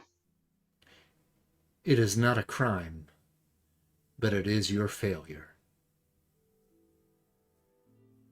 Make a psyche feat. Yeah, I'm gonna call Karma. Oh, are you? Good idea. What's your roll on? Hold on, let me bring you up. I'm sorry. Psyche is remarkable for you, and she does have truth sense. Oh, good. I don't think that will apply, but she would be able to see. I would guess that could mean she could see lies or distortions. Yeah, of the things the let spirit is saying. me take a look. Okay, roll that first. It's also remarkable. Yeah. And we're still spending karma. Yeah. Okay. Not great. No, but we can bring it up to a yellow. So remarkable. You got a 28 to bring it up to a yellow. It's a lot, but I think under these circumstances, it's probably worth it. To green, yeah. Yeah, it's already green. I'm just thinking we're spending karma. No, it's white. Oh. Yeah, it's white. What? Okay. Oh, I needed to scroll down a little bit on the chart. I was looking at I do that all the time. I was looking at ghost results. I didn't see that. Yeah, we're gonna bring that up to a green. That's just the 10. We'll do that. Okay. So, Spartan, you know something about this isn't right. And that's going to give you a +2 column shift to your psyche roll. So you'll be rolling on the amazing column. And we're still spending karma. Yeah. Cool. Good thing we did. Okay, amazing. Ooh, that was right at the edge there, but we can bring it up to a yellow for, looks like 25 points. Okay, so we're bringing that one up to a yellow. All right, you are tied at a yellow. 22. Your feet are still firmly planted on the bridge, and you're able to still take a few steps forward. Mr. Arcane. Yes. Yes. Fucking torture. You see one of these spectral figures now floating towards you. And it begins to transform. And its robes now begin to change color and turn purple and green. And these are the robes that you have seen many warriors in Camartage wear. This individual you don't know, but he seems to know you. Mm-hmm. And he says to you, you It is about time you showed your face here, in the land of the dead.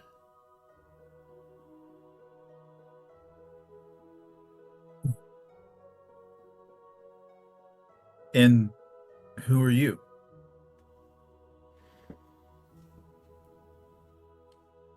I am Shikawe, one of the disciples of the Ancient One.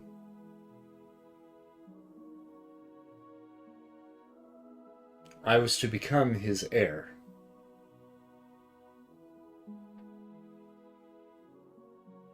As the guardian of the Earth Realm, the Sorcerer Supreme. And you, and your actions, and the foolish followers that came to Camartage resulted in the near death of the Sorcerer Supreme.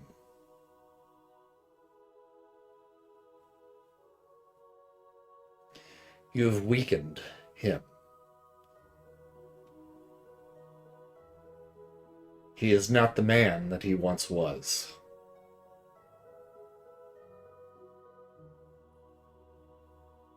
Or any of us? I am not. But I died protecting our master.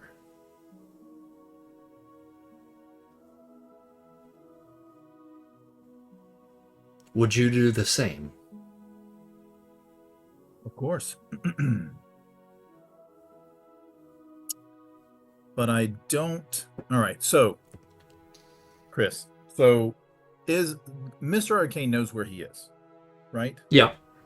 And he knows something about this place, that this is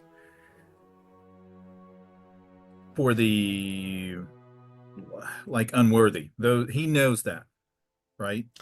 Yeah. Or does Yeah. like does he have that clarity, or is that, you know what I'm saying? I would say under these circumstances, I would probably have you roll a reason feat with your occult knowledge. Okay. At a +1 column shift, because of the information that Odin gave you prior to coming here. All right. So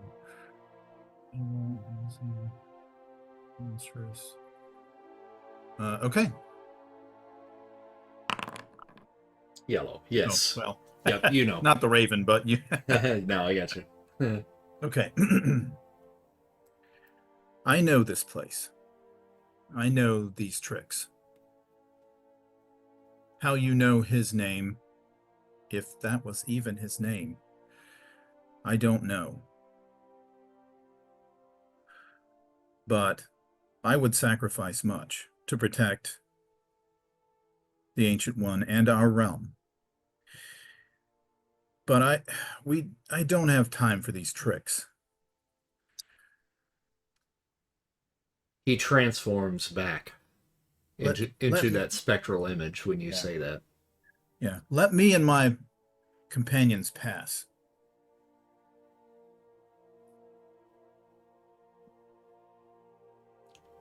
You say that you are willing to sacrifice yourself for the Ancient One. If need be. Are you willing to sacrifice yourself for your companions? If need be.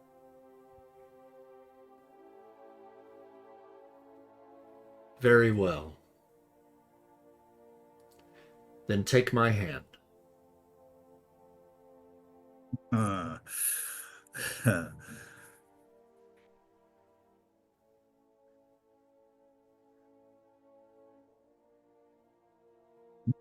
You intend to draw me into the pit. I do. Let's see how willing you are to sacrifice yourself for your friends, for the Ancient One, for your world. I'll let his gaze guide me. And I'm going to try and cast a spell. Okay. So I'm going to invoke by Agamotto's eye, which sees the soul. Let falsehood break and lies unroll. O spirits veiled in grief's disguise, I cast thee out with opened eyes. No chain of guilt, no whispered pain shall bind my kin or cloud their brain. With truth ablaze and falsehood slain, be gone by that light that none profane. And he'll, try and, invoke Agamotto and shine like kind of a blazing beam across the pathway. And I will spend karma. Now, this is, in essence, from what I'm gathering from your wonderful little speech. Yeah, that was ChatGPT. Hey, you don't have to admit that. That's okay. This is essentially an exorcism or banishment spell. Yeah. Correct? Yep. Mm-hmm. Yep. Okay. All right, go ahead and make that roll. Yeah.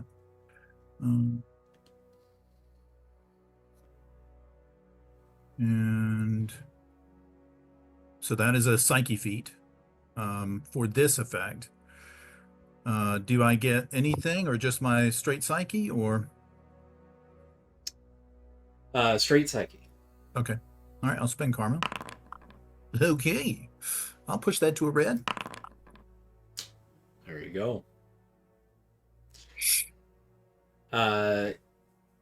You cast that spell, and it is simply, for the first time since you have become an adept of the arcane arts, it is simply words.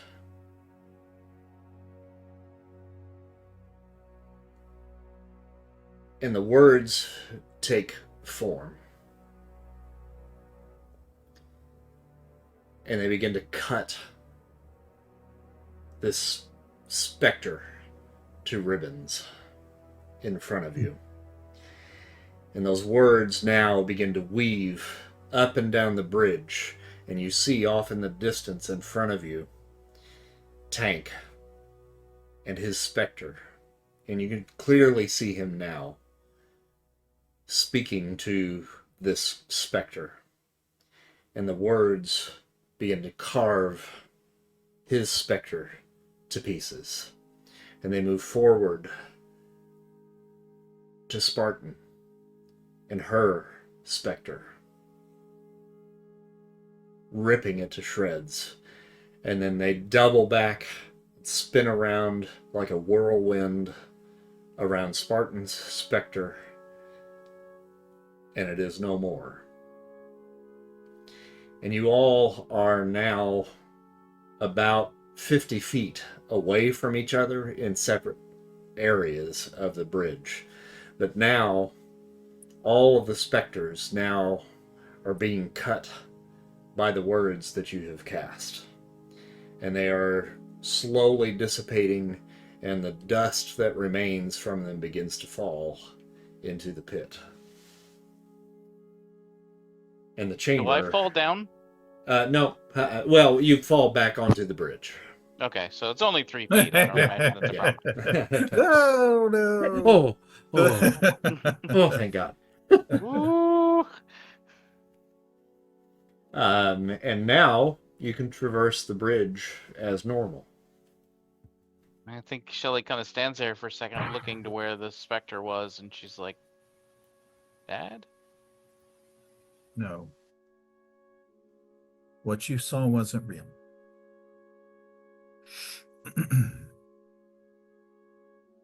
None of it was real. Okay. He held his hand out. Sure seemed real. I know. But that is the nature of this place. Okay.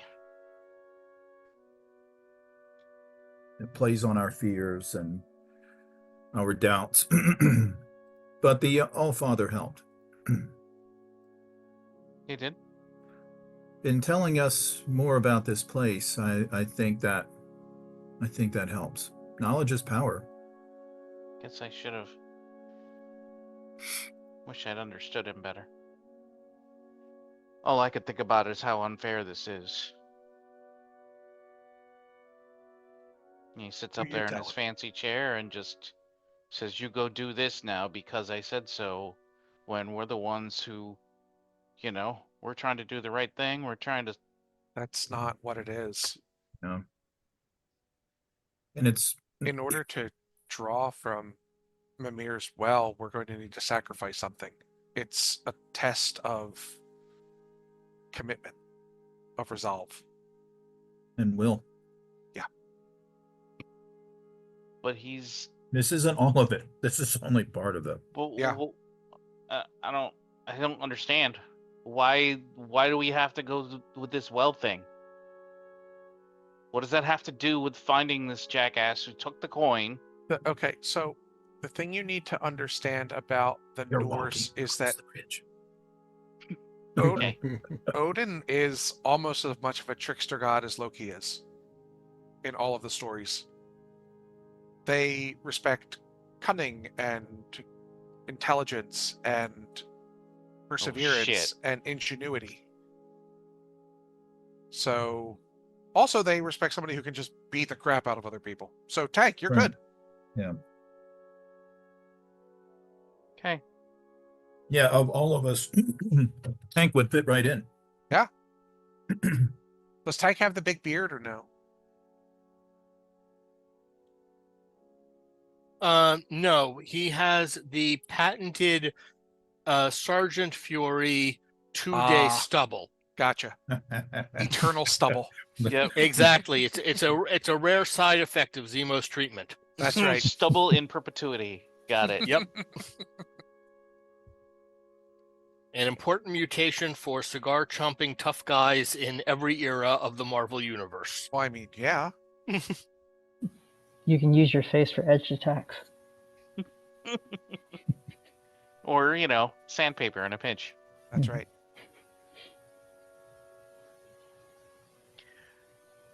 I would expect some of the challenges are going to test us physically, other ones are going to test our mental toughness and our resolve. I mean, it's a culture that had, it was up near the Arctic Circle. That was very long, dark nights where they told a lot of stories, and you had to be tough to get through it all. The week got weeded out pretty early.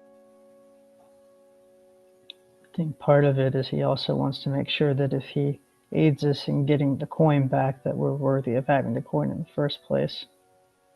Okay, that I understand. And without his permission, we'll be cast out. With his permission, we might get, well, I don't know about his aid, but certainly he won't be our enemy. Probably. I don't Right. think we would want Odin for an enemy if the stories are any indication. Or the whole realm? Odin by himself would be bad enough. The whole realm is another order of magnitude Right. of a problem. I mean, we were in a room full of myths. We were. And I don't want to deal with that. I'll be honest, I am thrown that Thor doesn't have a beard. I was not expecting that. It's a great point. Do you think he's a fake? The whole thing was a trick? No, I think maybe the story's got some stuff wrong. Or maybe he shaved. Because, if this guy can look like anybody, then anything really could be. That So- occurred to me, but I so- definitely didn't want to tempt. Yeah. To be clear, he can't look like anybody. He can look like anybody or anything. Uh-huh. He could And have not been just the look like throne. them. So he could be the bridge. He could be them. Like, he turned into a horse and got himself pregnant when another horse, said hi. That is a very strange thing to do. This was Though what the guys with the horns on their heads told stories about in Long Winter Nights, huh? Yep. Those nights must have been pretty long. Some of those stories are really weird. So, yeah, I would think that they're really long. Maybe that drink was a little too strong. Sounds like anti-Loki propaganda to me.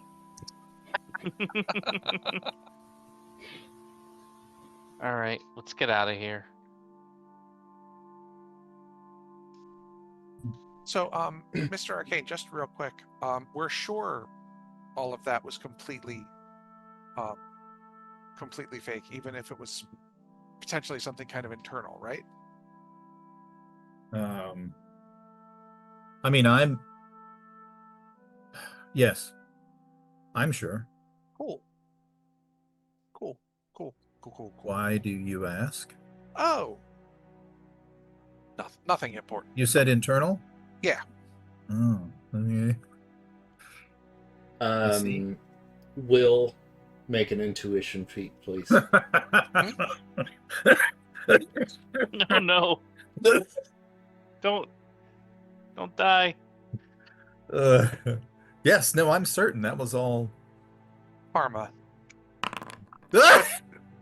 Good thing. What do I owe? What was that, an 11? Because the dice roller's a son of a bitch. You got to spend 40 karma points to get you to a 40, or 30 Wow. karma points to get you to a Okay. 41. Ouch. I love it. You believe what Mr. Arcane says. Okay. Wait, he failed and he believes? But well, he spent karma to get him to agree. Oh, okay. Yeah. Right. But there's that scratch at the back of your throat. And eyeballs. Always. Yeah, Apparently. these are the unworthy. They're trying to draw us down into the pit to join them, right? These are well, in their realm, these are the failed ones. So what? So what? The kids who weren't strong enough to live through the winter? I'm not saying that. I mean, that's Anybody I'm who just saying died that. not in battle. Yeah, these, they are warriors, right? These people. So And also, their definition of battle's not what you would think of as, like, it doesn't have to be a stand-up fight.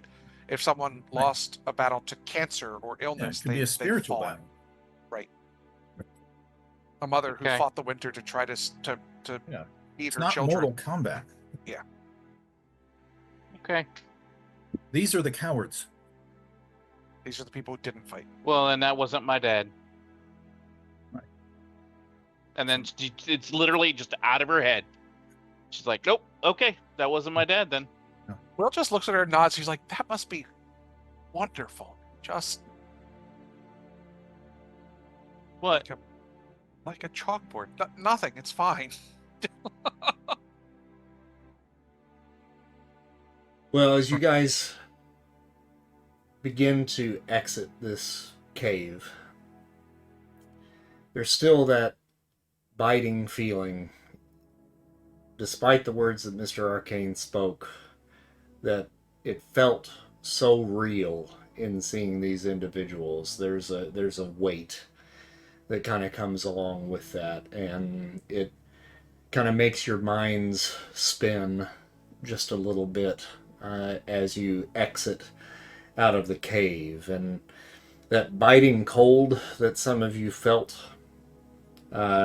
begins to form again, but this time it is merely on your flesh as you exit out into a frozen land, a frozen forest. It's a land that is untouched by warmth. This is the Frostwood, the frozen domain of the Hrim Thursar, the ice giants. Here, the world is locked in an eternal winter, where colossal, jagged trees of ice stretch towards a sky choked with storm clouds.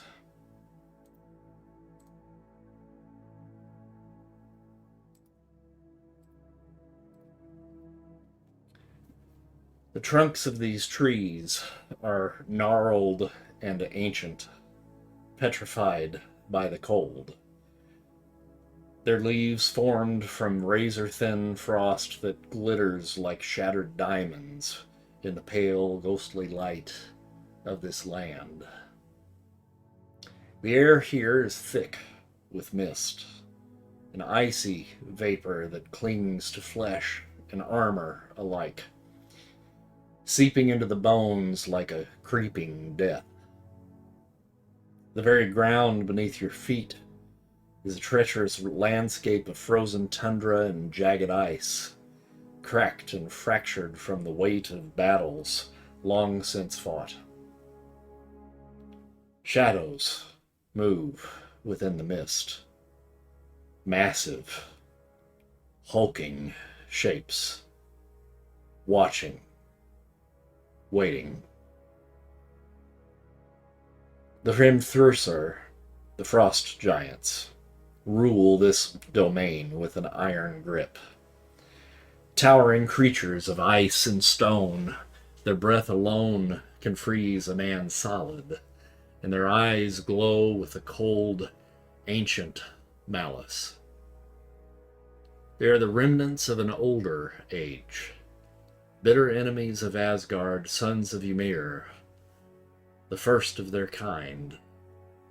The Frostwood is not merely their kingdom, but their hunting ground. Few dare to tread these lands, and fewer still return. And as you emerge into the forest, a few of these figures, these shadows, giant shadows, begin to cross your path. 3 frost giants that stand about 15 feet tall emerge from the woods first.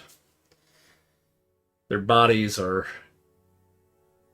made of what seems to be a bluish type stone, and they wear a horned, is it a helmet or is it a part of their body? But this large, almost oxen-like horn contraption on their head.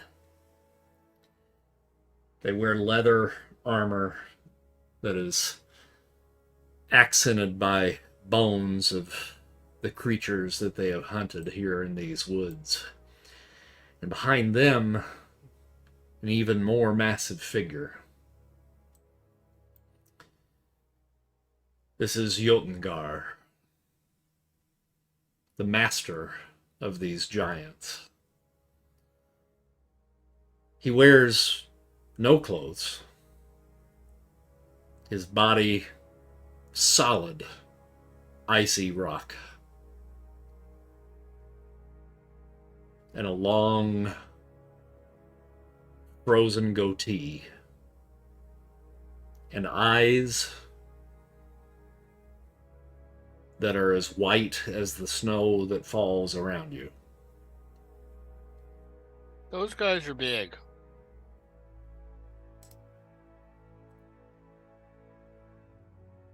Tank on.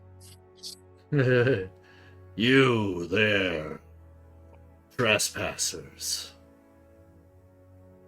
What brings you to my forest?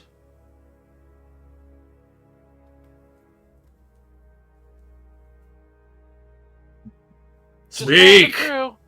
We seek the well. The Well of Mimir. We do. We have no quarrel with you. You are here. You have quarrel. Tank. You really should think twice about that, buddy. I'm thinking, back to, being a teenager in, Allentown. It's like, this is like you try to take a shortcut on 7th Street, and suddenly you're told you 6th Street kids aren't allowed here by the 7th Street gang, and it's gonna be a fight, no matter what. Except in this case, the 7th Street gang is 15 feet tall and has a giant blue dong hanging out the window. Yeah, there is that. But it's the They same principle. We're on their turf. Potato, potato. No one crosses these paths without crossing us. Okay. Shelly draws her sword. But you, the one with the mouth, Tank, I think he's talking to you. Yeah, I was gonna say Which one? which smartass does he mean? Are you talking to me? the small one Okay, that's probably me. that became big. Oh, Oh, wait, no, that's Tank. Okay. Tank. Yeah. You come from a place called 7th Street. No, 6th Street. That's the problem. You go on 7th Street, they get into a fight. You wish to do battle. It's gonna No, not sack but like if a you're not speed going to bag. let us pass without it, I'm able to do battle. I'd rather just, shake hands and go along. That's up to you guys. Yarnskafal. Test this mortal's Gesundheit. might. And Good luck, Tank. the guy in front takes 2 pounding steps forward. And he has a club in his hand, which he beats into his hand just like the thugs on 7th Street. Have I, given that it's been some time, I should be at full health now, yes? Yes, you actually, after you passed that test, now have come back to full health. Good.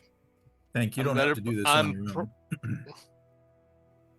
I can take this guy. Thinking to myself, I can take this guy, right? Yeah, sure. You can take this guy. Okay. Thinking about the last guy I figured I could take who almost killed me. I mean, he made himself into an orbital strike. I mean, what can you do?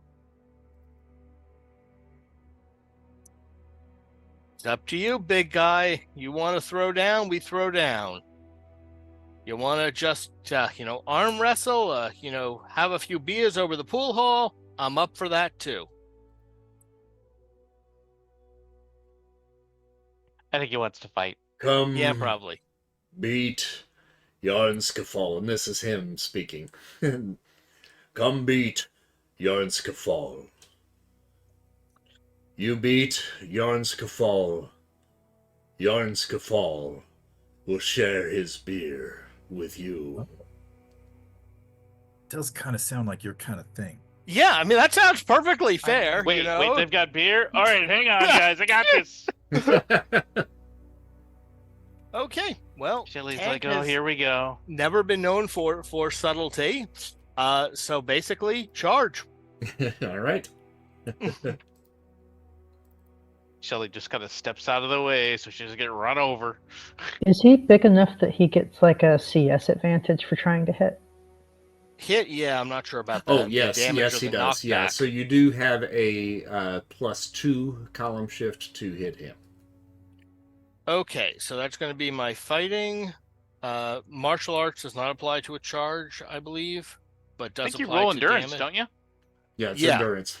Yeah. Okay, well, my endurance is that's going to be incredible, so that will shift it up to monstrous. I'm still spending karma, Wise. so let's just see what we get on the old monstrous chart. Hey. Not Hey. bad, and I can kick it up to a red. Monstrous. Yeah, that's at the low end of the yellow, but nonetheless, 20 points will do it. All right. Let's see how he Just does wanna here on an endurance roll. Remove that, and I get a big damage boost because of the charge, at least. All right. Now he has a -2 column shift on evade. He doesn't get out of your way, but it does take that red back down to a yellow. Darn. He got a white Oh, no. on his Bye. endurance. He just got gut checked into next week. Sounds good, And fella. that is a slam, and it's a grand slam. Mm-hmm. Ooh. All right, Uh, Felicia. So you send him back into the big boy, Jotungar, here. How much? So you had, let's see, probably 2? 1, 2, 3. Yeah, 2. So what is your endurance? My base endurance without any mods for anything else is incredible. Okay, so it does amazing damage. Or 2, right? Those 2 column shifts? No, not for the damage. Oh, just the one? Okay. Yeah, just Okay. just for the attacks. That's not a lot of health taken off for amazing damage. He Nonetheless, he's a he's beefy bruised boy. a little. he hits Jotungar.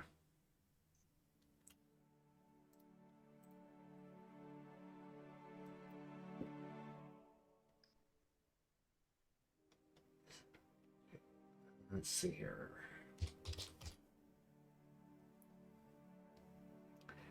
And Jotungar stands his ground. Well, let me see if he does. We're going to roll for him just to see. Yeah, he stands his ground. And his little companion bounces off of him. A little. Jotungar grabs him by the head, picks him up, and pushes him back out in your direction. Get back in there. And now he takes about 3 steps and comes in at you with club raised and is coming down at your head. I'm going to do that evade thing myself. All right, so make a fighting feat. Okay, can I spend karma on this? You certainly may. Does my martial arts add to it? I'm going to check that right now. I can't remember if that does. I think it's only D Yeah. or something. Yeah, not yours. Not B. Yeah, I have A and B and wrestling. Okay, so that's just going to be pure fighting. I will definitely spend karma. Good call. All right, so if you get that up to a green, that'll be a -2 column shift. Yep, that's going to be 24 points. We're burning karma here, but He got a Gotta do white it. and missed. okay.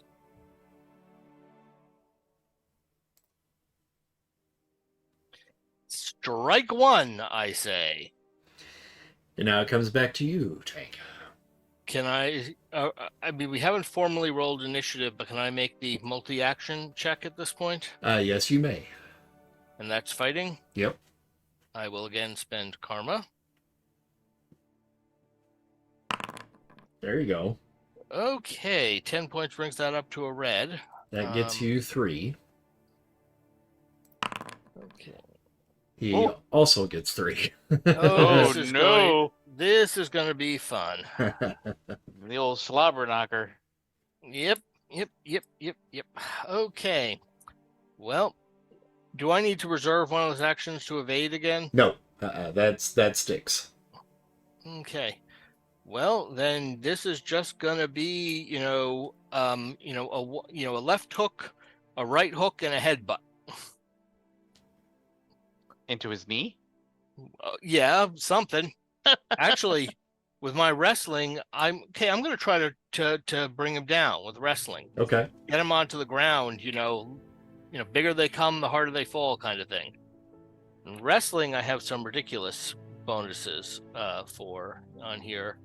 I have the wrestling. I have unearthly. Wrestling is unearthly to hit and does amazing damage, All right. according to this. And I am spending karma because I gotta survive this fight. Okay.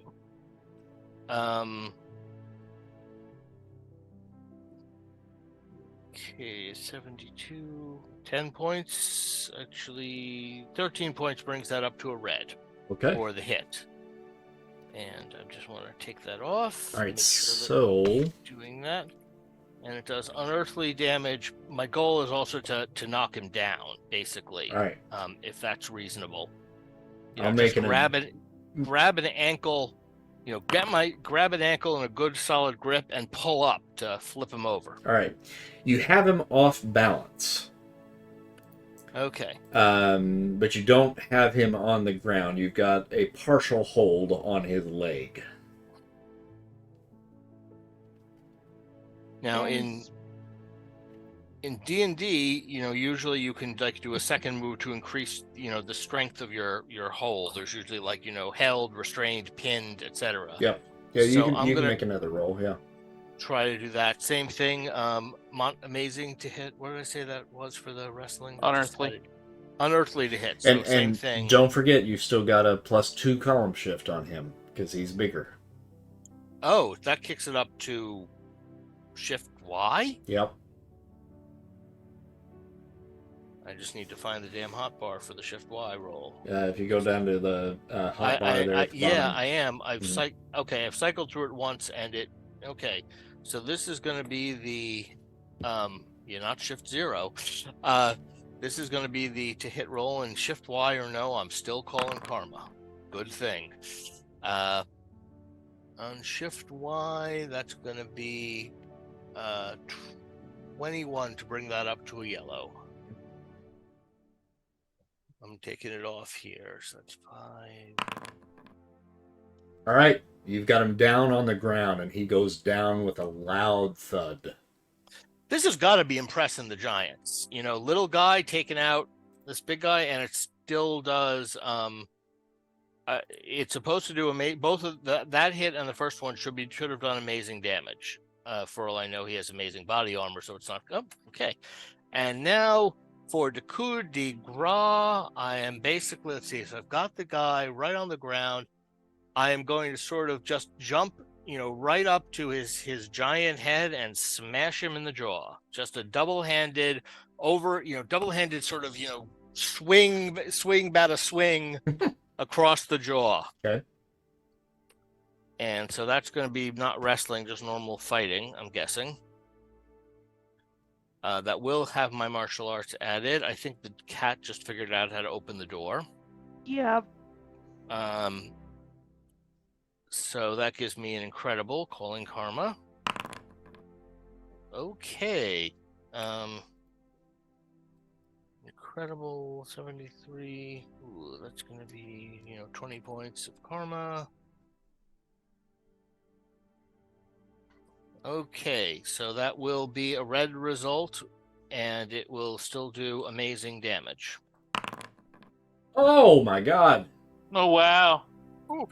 That could be a knockout, couldn't it? A red result Yep. on blunt attacks. It could be a stun Yep. at least. Chris Tucker rolls up out of nowhere. You got knocked the out. Yeah, you hit him across the jaw, and he goes, "Not bad, mortal." And he goes out. Woo! Well, when he wakes up, someone take him to the bar. I'll follow.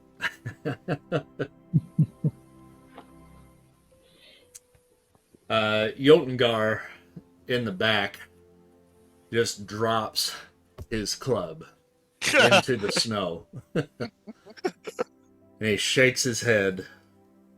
And then he raises both of his arms like this. And he goes.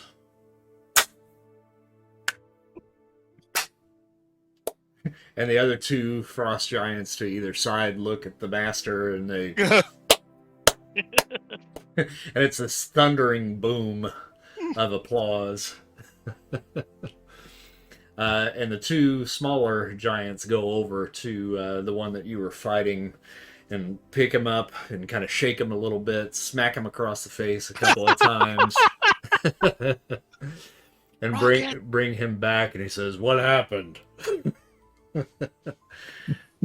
And one of the other giants says, "You got knocked the fuck out."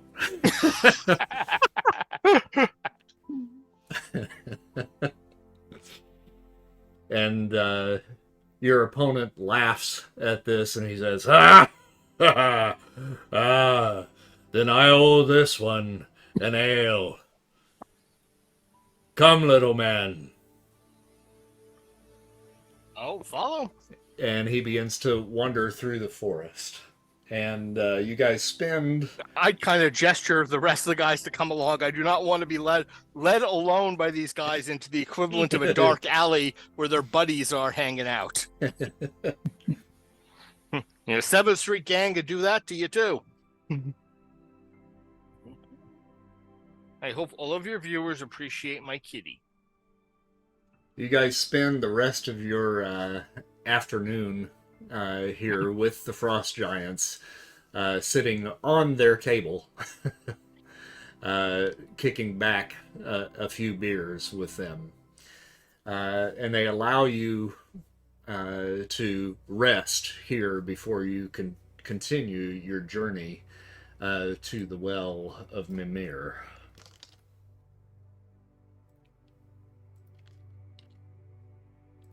Okay.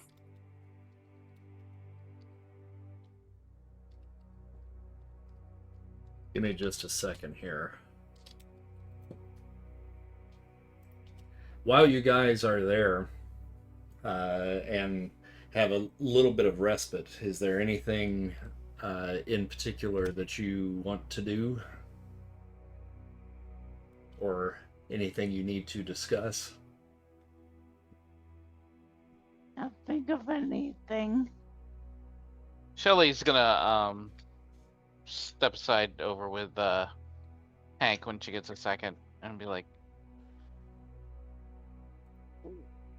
this well thing. What did he said something about a sacrifice? Yeah. What is that I'm guessing it's not something that you have. Like, I mean, it can't be something that you have. But in the story, Odin sacrificed his eye so that he could drink from the well, and he would gain knowledge, wisdom, and insight.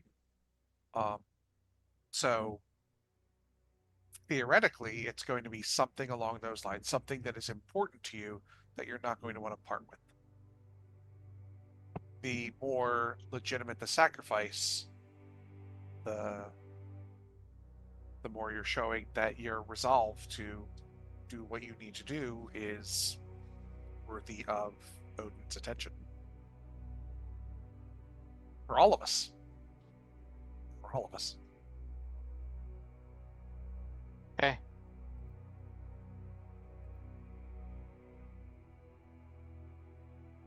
And she just sits and thinks about that for a while.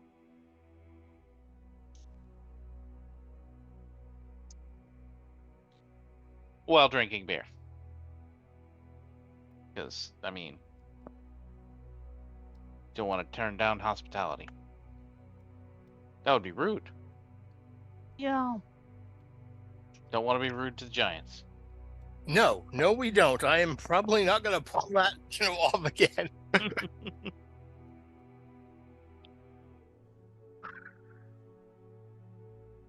Don't think about it, Booster. Well, I'm just kind of like seeing Will checking out the female giants.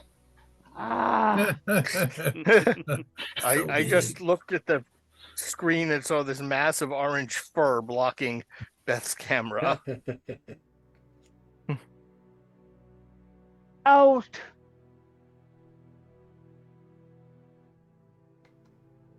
All right, so you catch some rest over the night, and you probably do not sleep well knowing what comes next. And you travel through the Frost Giants forest to your final destination the next morning. Eventually, you come upon the roots of Yggdrasil, a section of them at least. Beyond the frozen expanse of the frostwood and past the howling winds that carry the mournful cries of lost wanderers, you come upon this place untouched by time, the Well of Mimir.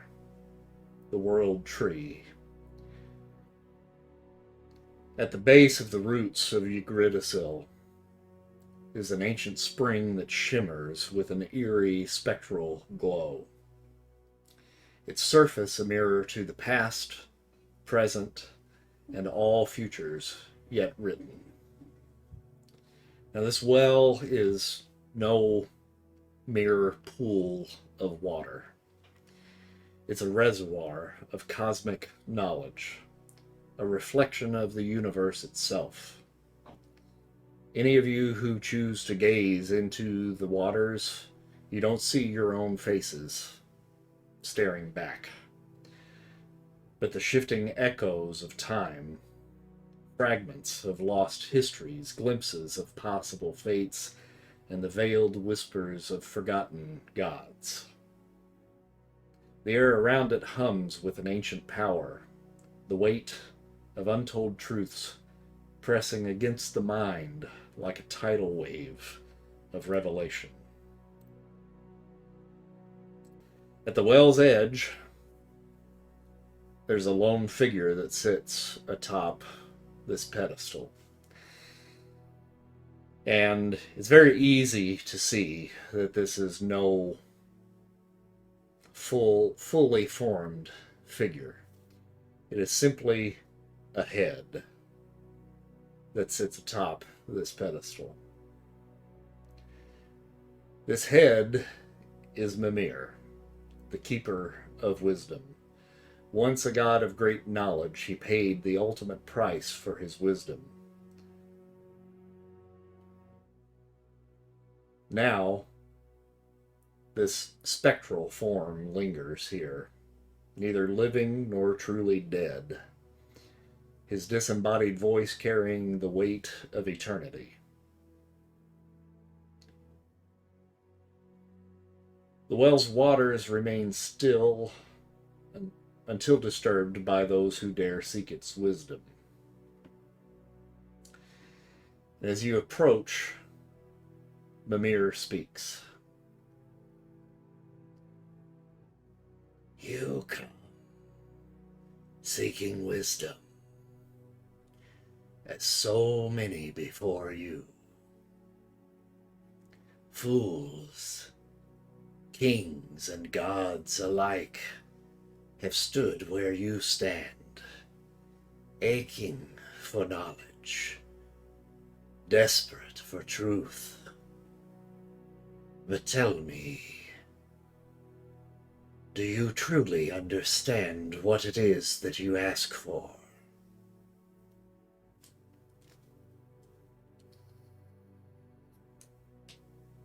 Shelley looks real uncomfortable. We seek knowledge. Knowledge is no gift. It is a burden. To drink from my well is to drown in knowledge that cannot be unlearned. You will see what is, what was, and what may yet come, and you will be powerless to turn your gaze away. Can you bear such weight?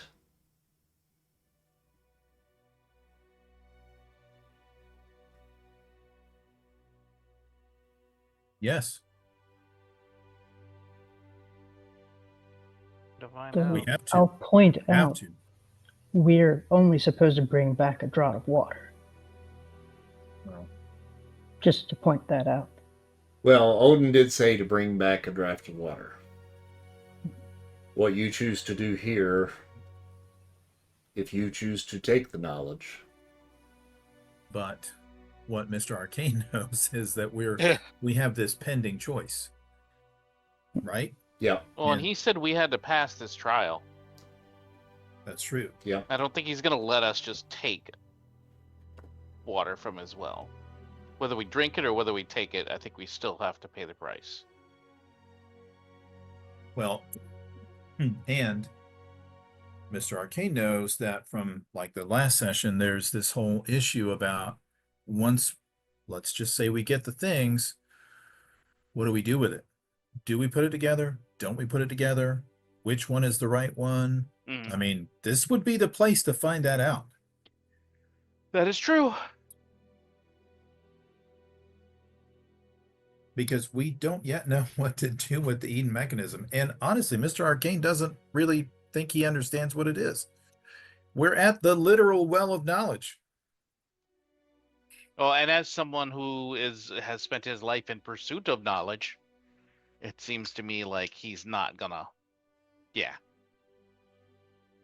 I don't think Hank walks away from Will's this. not like push me out of the way yet. Like, motherfucker. Saying. Shelly will walk up. Shelley will what? She's gonna walk up to the specter up here, Mm-hmm. and she'll say, "We were told to bring water from your well to Odin."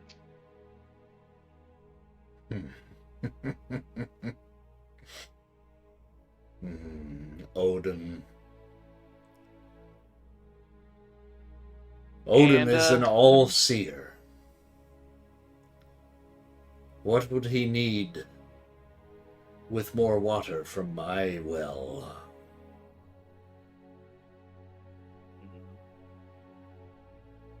I think it's just proof of our resolve. Has he never asked Spirit? He's already drank it. Has he never asked for others to do this? He has never asked a mortal to do this. So telepathically, was that Odin? I'm thinking it might have been Loki. Who wants us to do that for him? Uh-huh. A trickster god who has the ability to see everything. And remain hidden from Heimdall? Mm-hmm.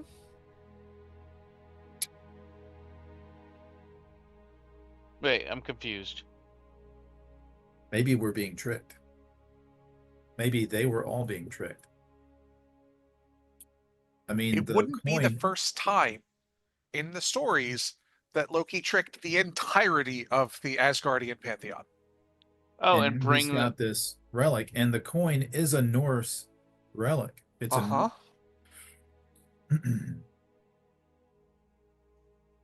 Oh, so we'd be bringing him the well, the wisdom, the knowledge, and he wouldn't have to do the sacrifice. That seems like a thing.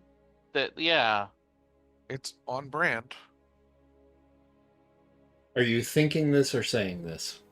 So, Mr. Arcane is using his telepathy through the crown. That I don't know if the others are using telepathy, but I think Shelley probably forgot and spoke her part out loud. Initially, Will's definitely using telepathy, but he's gonna just look at the head and like, Mimir. Speak. Are you able to answer any questions for us before we make a sacrifice? Mimir hears all within his chamber. Is Odin currently sleeping?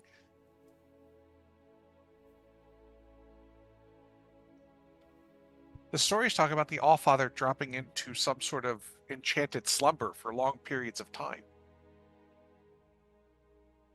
Is he asleep right now, or is he actually awake? What sacrifice are you willing to make for this answer?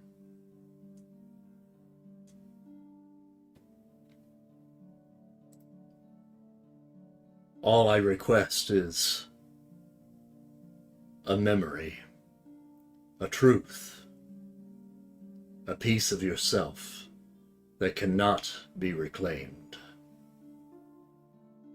If this sacrifice is great enough,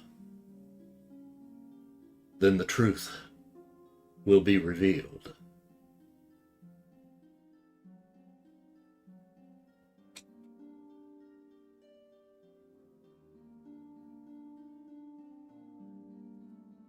Definite ship of Theseus moment here. Okay. What? Ask yourself, is this the truth you wish to be revealed? I mean, if we're going with that, then I think the truth that we're looking to be revealed is, where is Loki?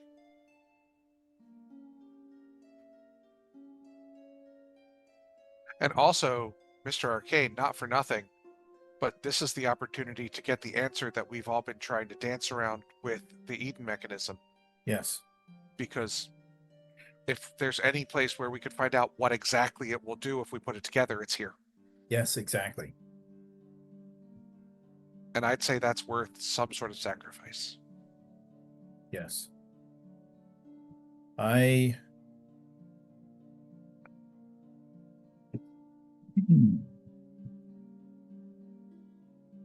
He's kind of obviously he's kind of like working himself up. Will steps in. I'll do it. No. You already have a sacrifice. You already carry a weight. He gave an eye.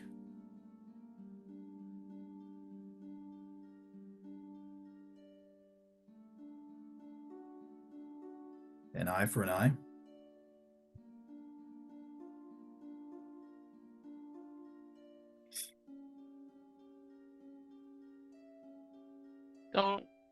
Don't do that. That's not. Yes. An eye for. We have to see. I have to see.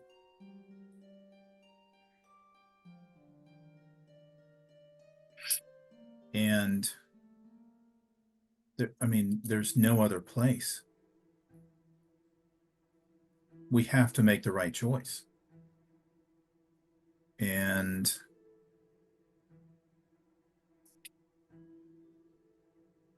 I don't see any way around it.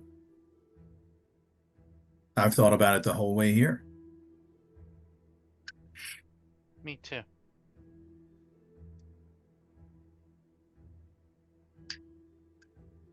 But I figure it's probably lost on me.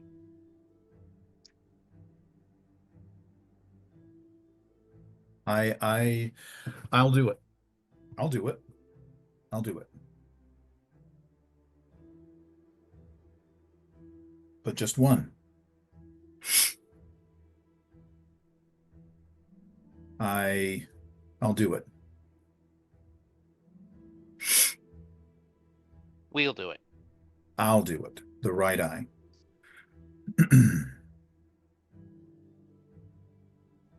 It has to be the right.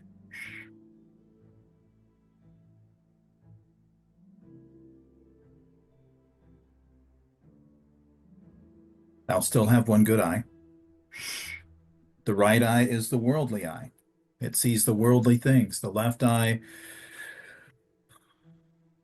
is the one that sees the inner.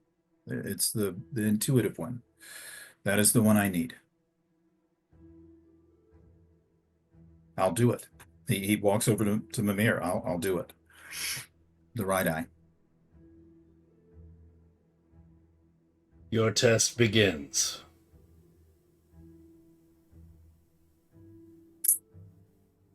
What do I have to do? Remove the eye.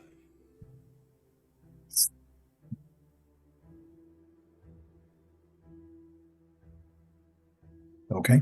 Okay. Okay. All right. So here's what he does. So he'll focus, right? He'll kind of get in that lotus position, and he'll as he has done before, right? He'll draw on that power Hoggus power. He's the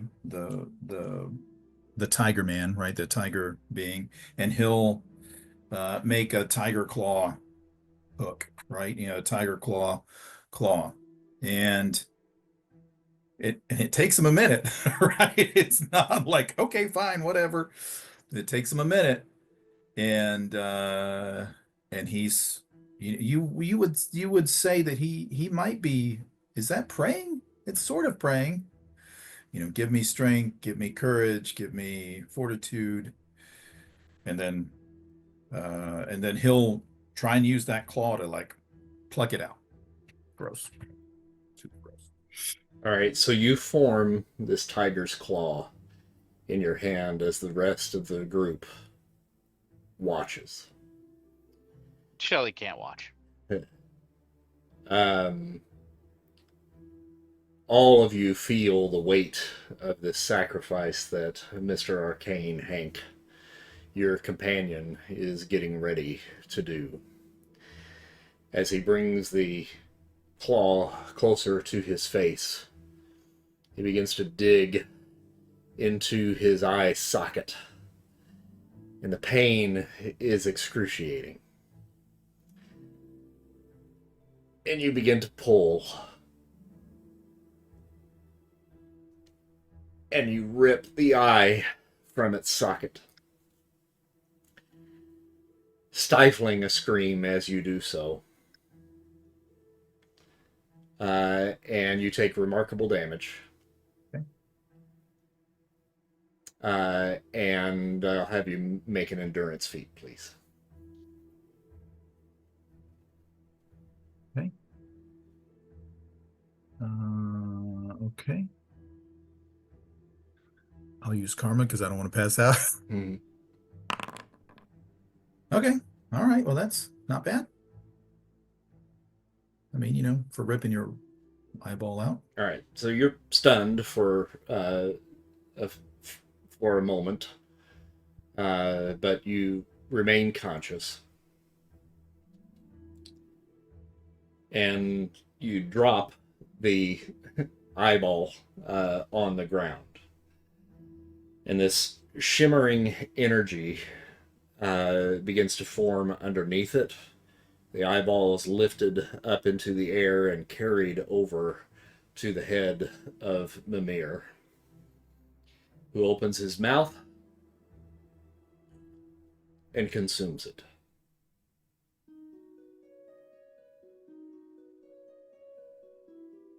You, woman,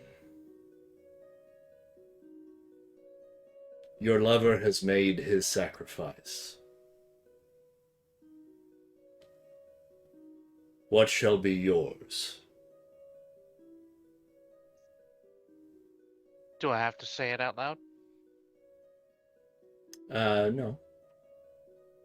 Okay. Let's see here.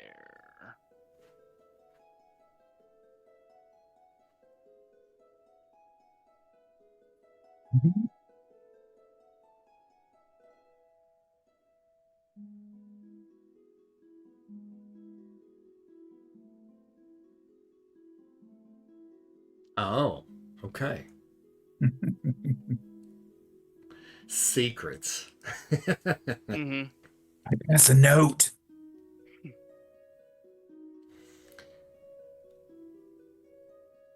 As you make that pledge internally, the rest of the group, your attention is drawn to a simple movement that Shelley begins to make. It begins with her looking down at her feet, and then her feet begin to move into a position where the left foot rests into the crook of the right, and then she raises her hands, pulls them down in front of her lower torso, and then she lifts herself up onto her toes. And she begins to dance.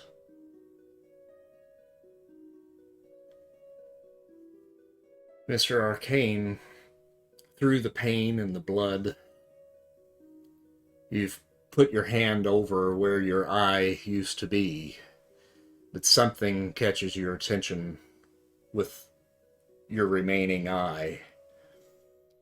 And your eye is drawn to Shelley.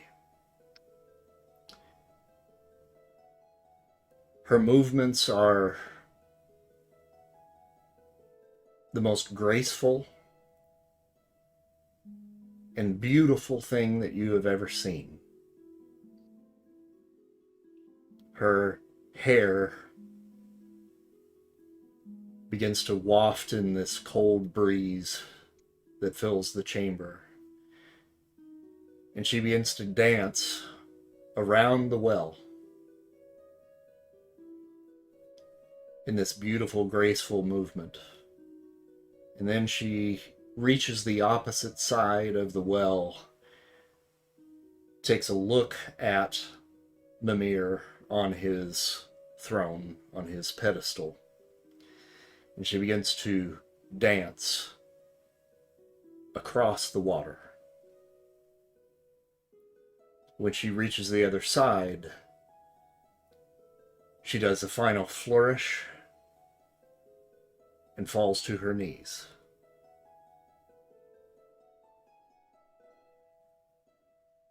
The spirit of the dance forms in front of her, dances to Mimir, who opens his mouth, and he consumes her dance.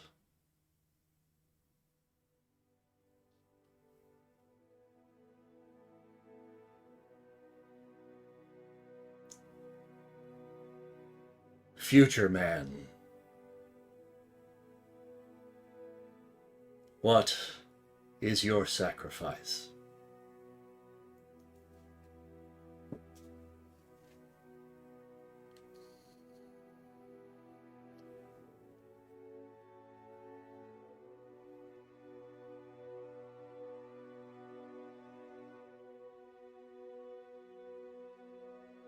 I've been kind of racking my brains what I could give you, and there's really only one problem. I don't own anything. There isn't really anything I have that's mine. Everything I have's always been in service to other things. Can't give you a memory, because that belongs to the people who aren't going to exist after a better future exists. That'd be giving them away. So, what do you ask of me? I ask only for something you hold dear.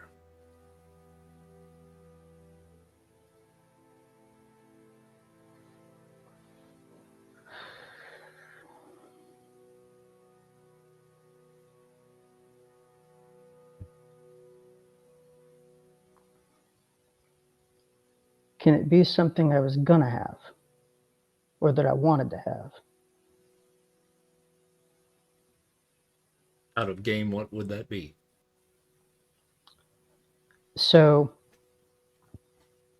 what Priest had originally been kind of looking forward to as his, like, this is the goal that will never be achieved in his life, was when the Terminators were stopped and enough rebuilding had happened along the continents that you could actually sail from place to place. He wanted to get a boat, learn to sail, and actually just sail from port to port, seeing how the humans had kind of, you know, been able to rebuild and reconstitute life. And that was his, like, dream. That was the thing he wanted to do, was see things when everything was the way it should be, or the way that he hoped that humans could be if the machines were absent.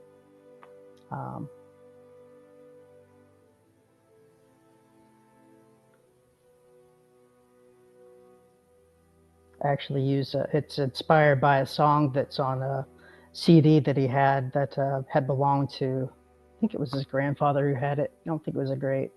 Pretty sure it was a grand. The song "Sailing," Crisscross. It's got all these songs, and that's one that had really resonated with him, and it kind of spun off into that dream over time. Okay.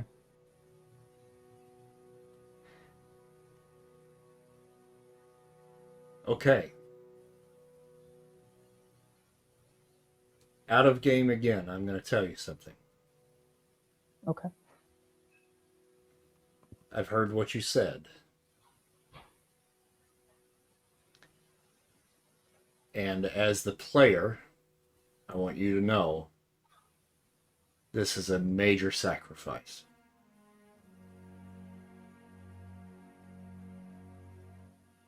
Well, it's the only thing that's really his, though. Mm-hmm. That's the problem. It's the only thing that he would really consider his, because he can't like give the memories. That would be killing those people in his own mind. Sure. No, So, I understand. Mm-hmm. yeah, I mean, as a player, I'll admit I don't want to give this away because it's something that, like, I always home in on before game. I try to think about it, Mm-hmm. but I do think it's the only thing he would feel like he could give. So it's I think what he'd have to. So I guess I got to go with giving it because I can't really think of anything else that he could think of anyway. Okay. As you begin to commit to this in your mind, a form begins to take shape at the edge of the well. And it is a sailboat. Simple sailboat with a single sail. And you walk in the direction of the boat. Step onto it. And the wind fills the sail. And you travel through the circle of the well in one single swoop. This is what everybody else sees. But as you step onto it, you sail to your home time. You see it the way that it was. A desolate landscape filled with the skulls of the long dead. But then flowers begin to sprout as the skulls turn to ash. You see explosions in the distance as fortresses, barracks, the laboratories where the Terminators were built begin to crumble. And a perfect garden of Eden begins to form. And the people that you once knew begin to emerge from their hiding places and begin to fill this land and create a new culture, one that will go on to thrive for many years. And as you complete this journey, the ship rests where it began. You step off of the ship, and the ship begins to float towards Mimir, and he consumes it.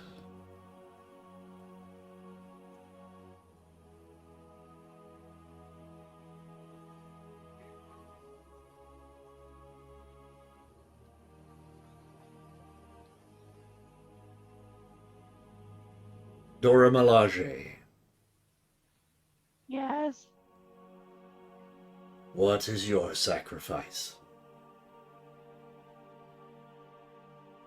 I send you a chat message. Got it.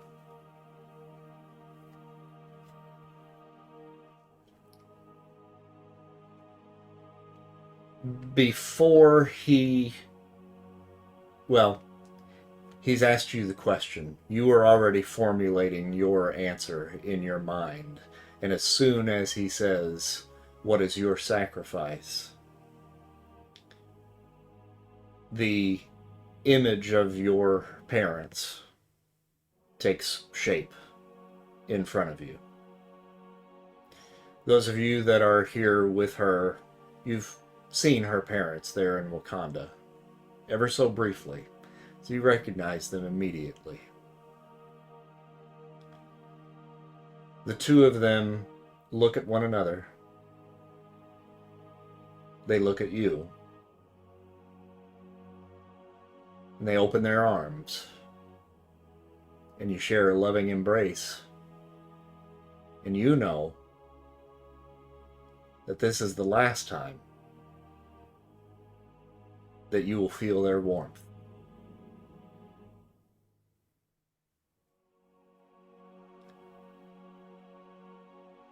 Your father steps away first, and your mother clings onto you for just a few moments longer. She takes a step back, and she says to you, no matter what happens, my darling, somewhere deep inside you, our love remains.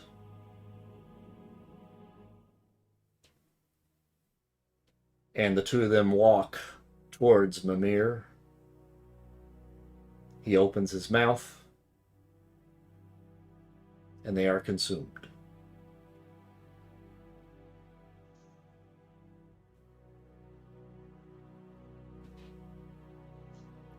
The man of darkness. That's me. What is your sacrifice?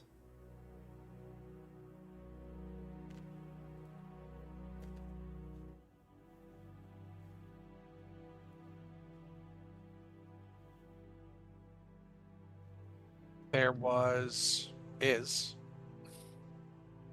a woman I care a great deal for before I was inflicted with this condition. And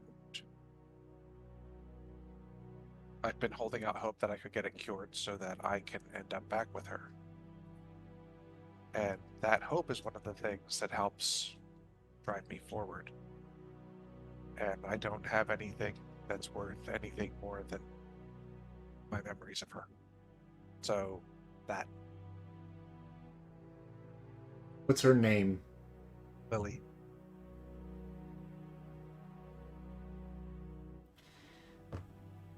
Billy takes shape.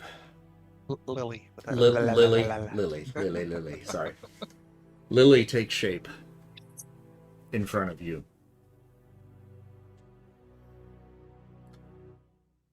She takes a few steps forward and she gently caresses your cheek.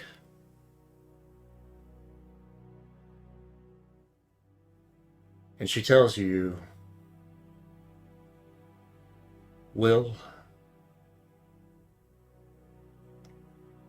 this darkness inside of you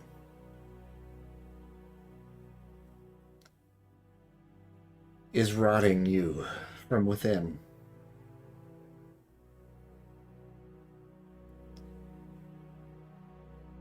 When you left,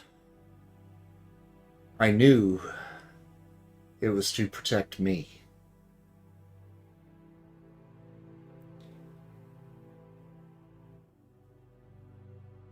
As time went on,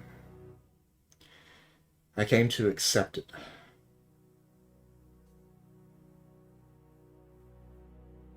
But I never, stopped yearning for you.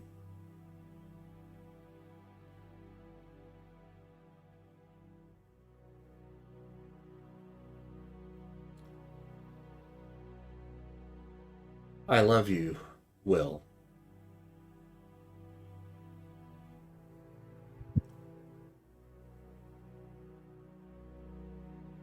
You're an amazing man with a strength far beyond what you think you know.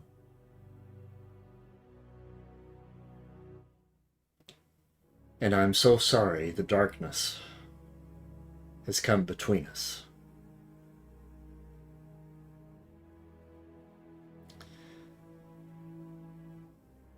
I will remember you. Always.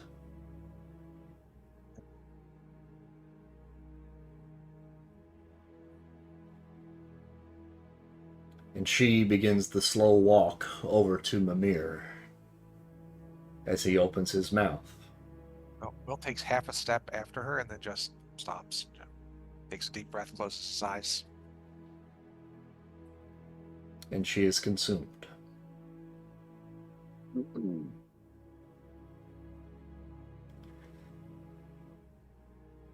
Man of Iron, you are the last.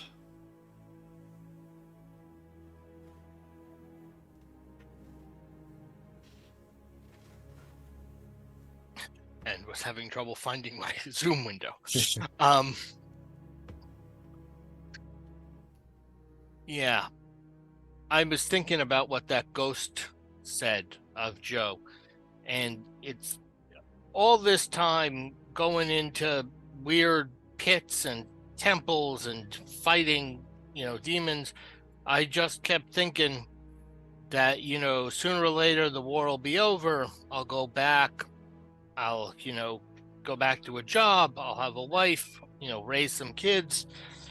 And I realized, though, when I was talking to that ghost, I really can't do that. I can't go back to just being a normal guy. That I've got, power, whether I, wanted it or not, and I can't turn away from using it. So there is no stopping being what I am. Even after we win the war, there's still going to be things to fight, and I'm just going to have to keep on doing that fighting. So what I'm giving up is my hope of just going back to being normal. I'm going to have to I'm sacrificing that. I'm going to keep doing this fight for as long as I have the strength to do it, because someone's gotta, and I can't just give it up because one battle was won. I should have gone back, helped those guys, and I'm going to have to keep on fighting through whatever comes after this war, until there's nothing left.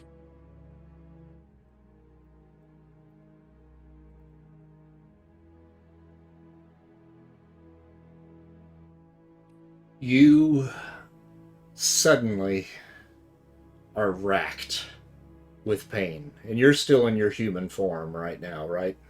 I think I've had to change back. It's been long enough, so yeah. So you are racked all of a sudden with pain.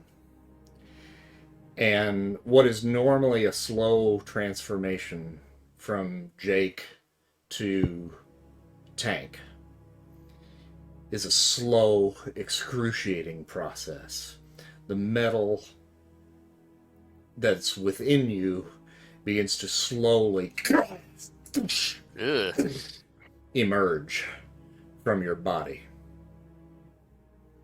And it takes about a minute for this transformation to happen. When it is complete, the pain is not over. You feel a deep, deep pain now in your full tank form within your chest. And all of a sudden, your metal ribs burst open. This is not a code-approved book. And from within, Jake crawls out. Ugh. The body of Jake. But your mind is still present. Jake's mind is still here within Tank's body. Yeah. But now the body pulls itself up off of the floor, stands, and begins to walk towards Mimir. And Jake, the body of Jake, is consumed. And Tank now can no longer transform back to human form. That's kind of what I was thinking of going with, so perfect. Now it really is clobbering time. Oh, yeah. Yeah. 40 years from now, I may, be having a beer with Ben Grimm and commiserating. Or if you don't age, just like he doesn't. Mm. The sacrifices have been accepted.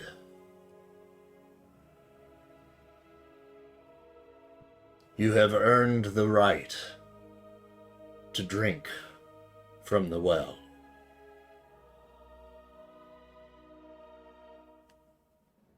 Drink now.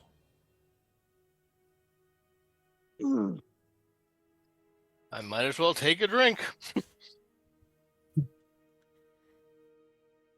And with the sacrifices that you all have made, some of you don't even remember what that sacrifice was.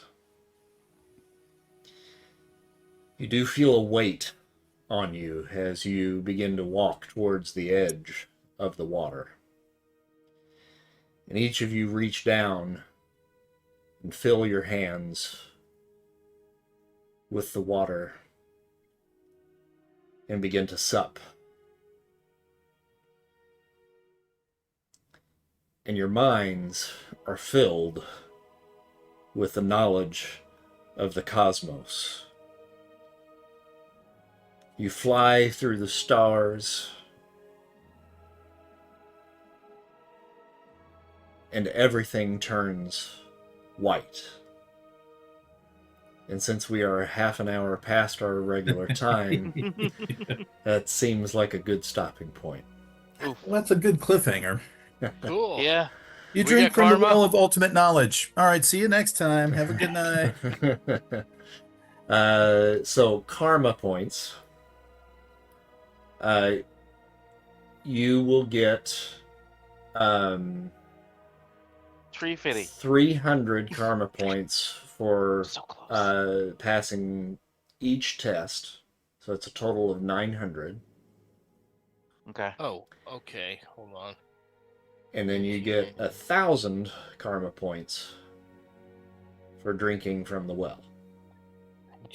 So 1900? Yep. Okay. That was intense. So 1900 total, right? Yep. So thank you, players, for sending the game so far off course. No problem. What, you mean everybody didn't wind up in Asgard when they were, just gathering goodies?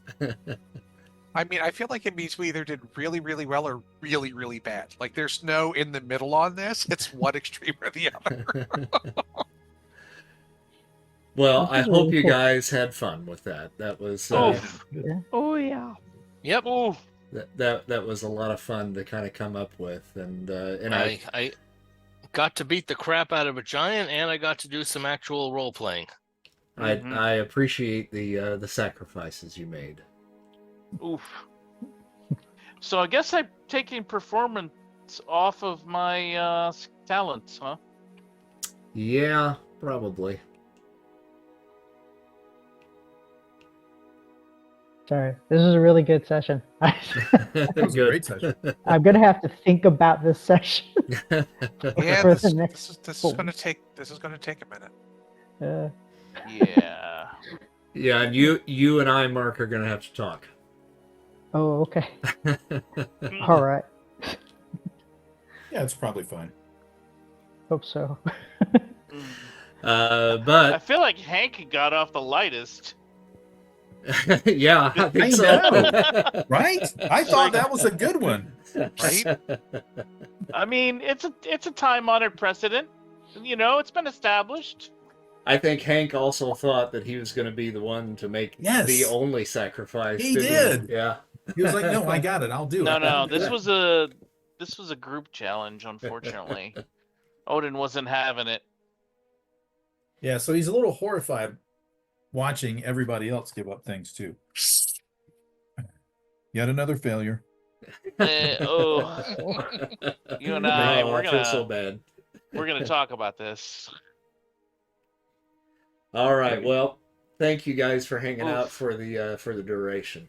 I appreciate you Indeed. Yeah. sticking it through. So, during next session, I guess you're going to get the answers that you seek. I'd spend the next 2 weeks thinking Yes. about what the questions are. Mm-hmm. Yeah. Or completely forget about it until 10 minutes before a game Yeah. and then panic Yes. and then try to figure it out the last second. Yes, that's definitely my MO as a GM. I don't know about anybody else. It's like, oh, prep for what? All right. Should Well, we read that? I'm going to let everybody go. Thank you all for playing tonight. Thank you, Good night. viewers, for sticking it out and watching. If you came back after our 2 crashes, I'm going to look into OBS and find out what's going on. But thank you all very much. As usual, we appreciate you watching, and I appreciate my players playing. So, everybody have a good night. All right. Have a good night. All right, we'll see ya. Thank you. Night. Bye bye. Have a good one.